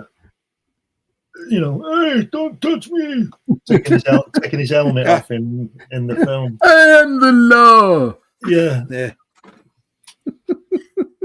I've got a soft spot for that movie because they had the Angel Gang in it, and they had what's his name, the one with the dial on his forehead. Yeah, wasn't that his clone brother or something like that? No. When he went out into the cursed earth, mm-hmm. and he saved his mate who did the long walk, he bumped into the Angel Gang. Okay. And I can't remember the name for the life of me. The guy with the dial on his head is one of the brothers of the Angel Gang. Again, it's been decades since I read it too. Actually, that film did a lot of fan service. Okay? The Stallone movie did, yeah. Yeah, they had the big bikes, all right. His brother, or his cloned brother, which is a story directly from early Dredd, came back. They had an ABC warrior, that they brought back to life, which was Hammerstein, all right? Mm-hmm. Or at least a Hammerstein model. They had the judge doing the long walk. They went out into the cursed earth. They had the Angel Gang.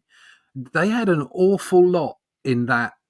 They had Hershey and what have you. They had an awful lot in that film that was actually directly from the comics. And then it was only because because Stallone insisted, obviously, because that was the way actors were, that he had to take the helmet off. If he'd have had the helmet on the whole time, that would have been a perfect Dredd film. For what you can do in the movies at the time. Okay, his ego got in the way. Yeah, his ego got in the way. Otherwise, there was loads of great stuff in there, and I was actually, I've got a soft spot for that film. I've got a soft spot for Sylvester Stallone. I think he's great.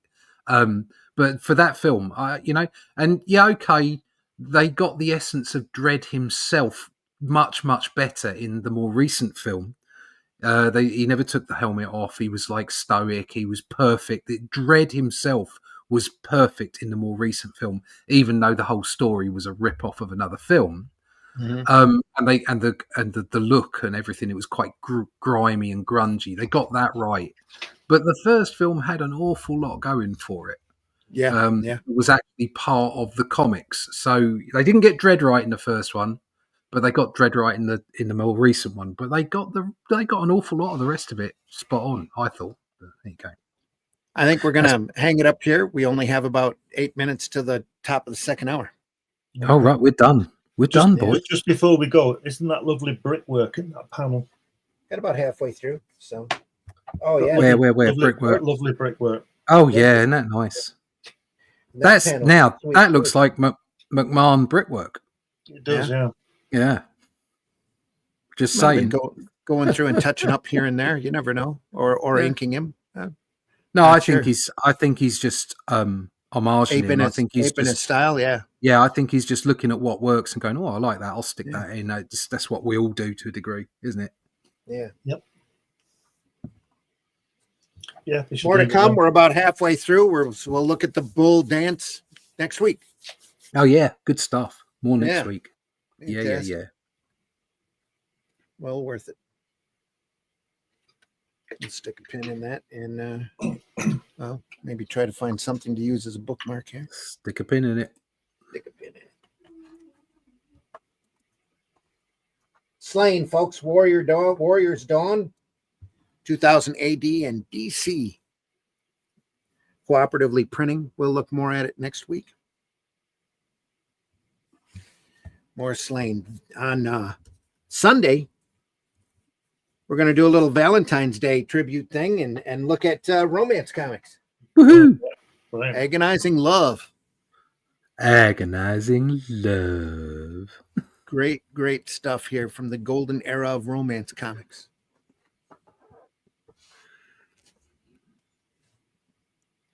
So that'll be up on Sunday Funnies, 9 a.m. Eastern Time. Comic Book Black Belt and the Randy Zim YouTube channels and the Indie Comics Network. So go look for that. Complete change of pace from what we're looking at today. Yeah. Talk more about romance comics just in time for Valentine's Day. So, but more SLAINE next Friday. We'll get into that, more of that. Deeply appreciate everybody being here.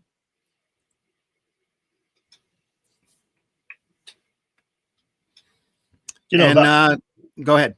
Sorry, I'm just going to say that looking at that cover with that guy with the sword and the girl with the telephone, the girl with the telephone is a better drawing than the guy with the sword, in my opinion.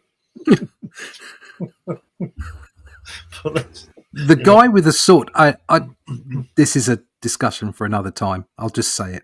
The guy with the sword has been rendered beautifully. Yeah. But the girl with the telephone looks like there's a little bit more command of gesture. Yeah. You see, the thing that gets me with the guy at the SLAINE's cover is that sword looks like it weighs about 2 ounces. Yeah. When he should be really struggling. I do see this quite a lot out there, is that there are many people out there, and this is something that I've not practiced and can't do at the moment, and they do beautifully rendered work.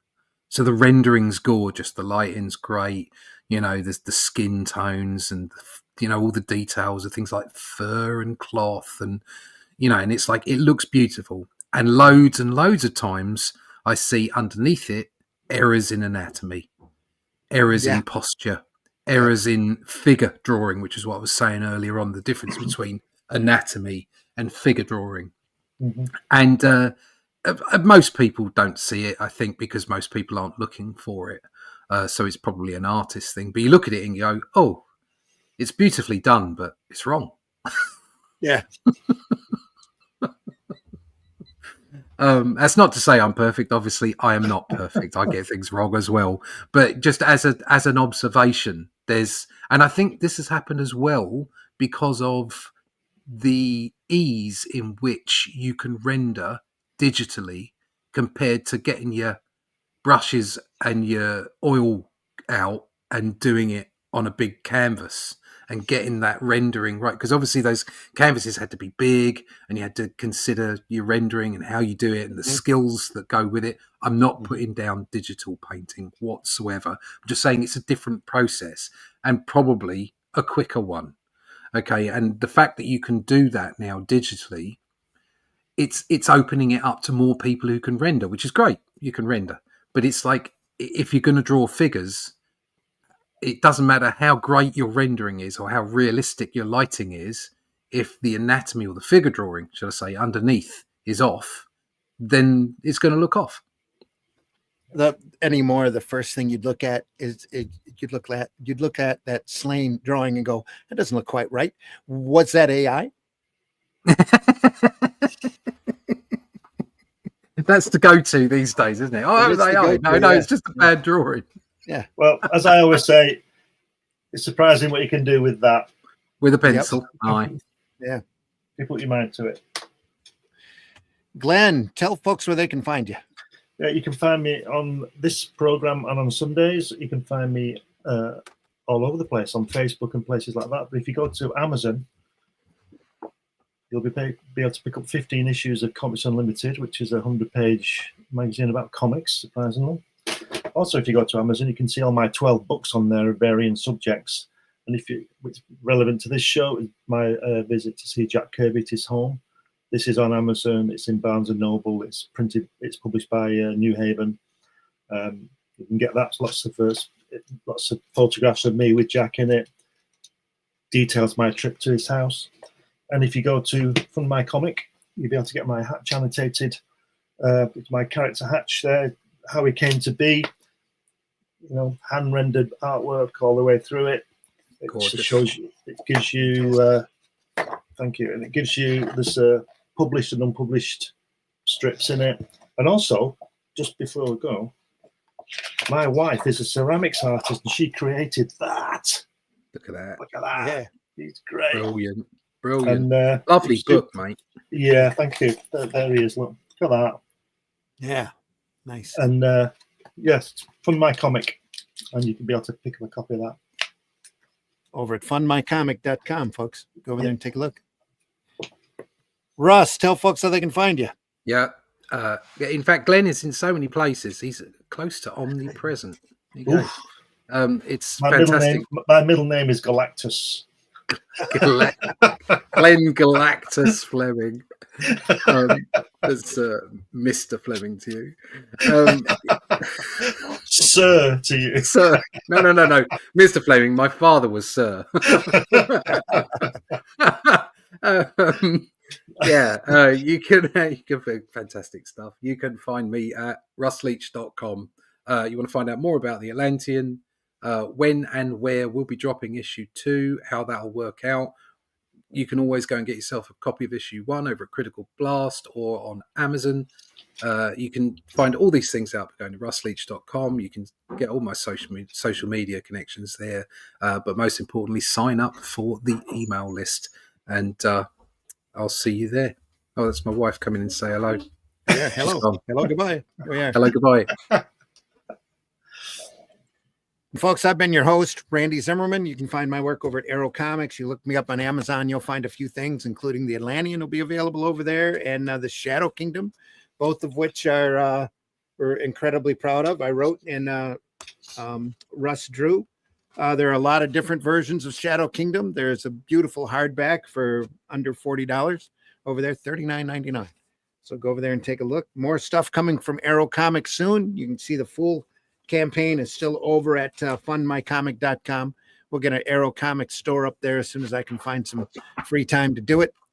Other than that, we'll see you Sunday with that Agonizing Love book covering romance comics. We'll be back here next Friday for more SLAINE. We do this because we love it. We're not monetized. We're not here begging for tips or anything like that. And any commercials we run are gag commercials meant to entertain and not inform, unless it's our own stuff. So that's what we like to say. Go out there now and buy alternative and independent comics, especially ours.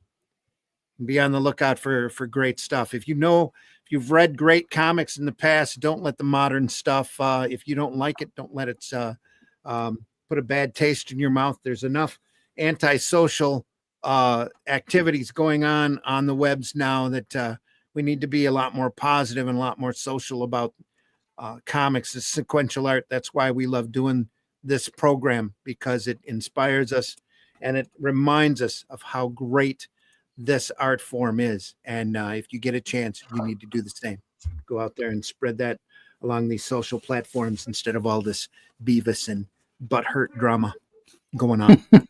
So, folks, Beavis and again, yeah, that's a new comic I'm working on. No, just kidding. Beavis and butthurt. Folks, we deeply appreciate you stopping by. Please hit that like button. Leave a comment if there's work that you want to see us look through. We'll be more than happy to take it under consideration. Other than that, go visit your local retailer, because right now it's an especially rough time for them as their this distributor mess settles itself out. And look at those boxes that are closest to the floor. I just went up and visited my retailer last week and walked out with a nice haul of stuff. Some great, got all caught up on Savage Sword and Conan and from Titan. And there's still some great stuff coming out there. If you look hard enough, you'll find it. Visit your local convention. You want to see me at a show? I'll be at the Great Lakes Con at the Macomb Community College, February 21st, 22nd, and 23rd. Looking forward to that. Kevin Eastman will be a guest there, as well as Sam Jones from Flash Gordon. He'll be a guest there as well as a number of creators. Go Flash, go Flash, go. Exactly right. Folks, thanks again. Take care. We'll see you on the next one. Yep. Deeply appreciate you being here. And Matt Black's waving goodbye. Thanks for that. That's what done, yeah. Not enough activity in the chat today, folks. Don't be afraid to chime in on this stuff. We enjoy your input, as well as trying to fill the airtime with our own talk, even though the conversation can wander a little bit. But it's the way it is among friends. Here we are, folks, and thanks so much again for being here. Deeply appreciate you. Go and check out our archives. We're archived over at the Comic Book Black Belt YouTube channel, the Randy Zim YouTube channel, and the Indie Comics Network. We've been doing this for quite a while now. Charles Santino's in the house. Good morning. I just got up. See you, Charles. Hello, we must be going. Yeah. Go back to bed. That says, see you later, alligator. On our way out the door, let's leave with a quote. Let's find a good quote here. Let's just pick one. Let's see. No, not that one. Groucho Marx, the secret of life is honesty and fair dealing. If you can fake that, you've got it made. Here we are. Take care, everybody. Yeah. See you soon. Buy our comics. Read great comics. Tell people you read great comics. Give comics away as gifts. Have a great weekend. We'll see you on Sunday. Take care. Be safe. We'll see you. Ugh, I hate these big ass prices. Sounds like you could use some big ass savings. I'd love some big ass savings. Kmart Shop Your Way members save 30 cents a gallon. 30 cents a gallon? That's a big ass discount. Big ass discount. A really big ass discount. Really big ass discount. Honey, this solves your big ass problem. Totally solves my big ass problem. Dad, look at that big ass truck. Big ass man. Hello, big ass man. Shop Your Way members get big ass savings. Save 30 cents a gallon when you spend $50 or more at Kmart.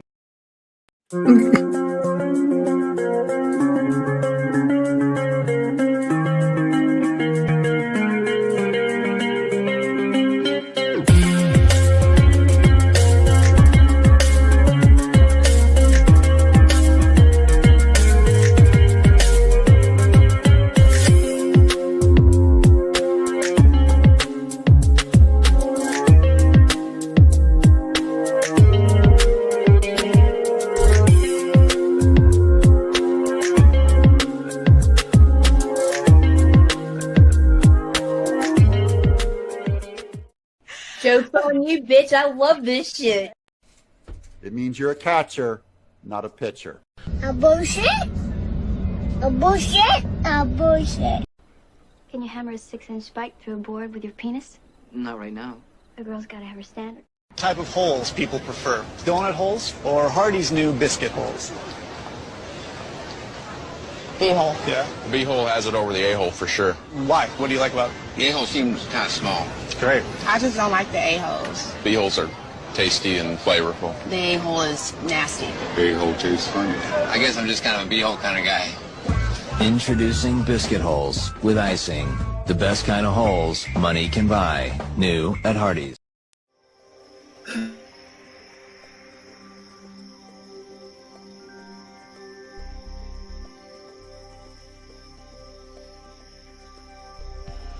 What was that? This is not a charade. We need total concentration. Now, once again, this time, with theory.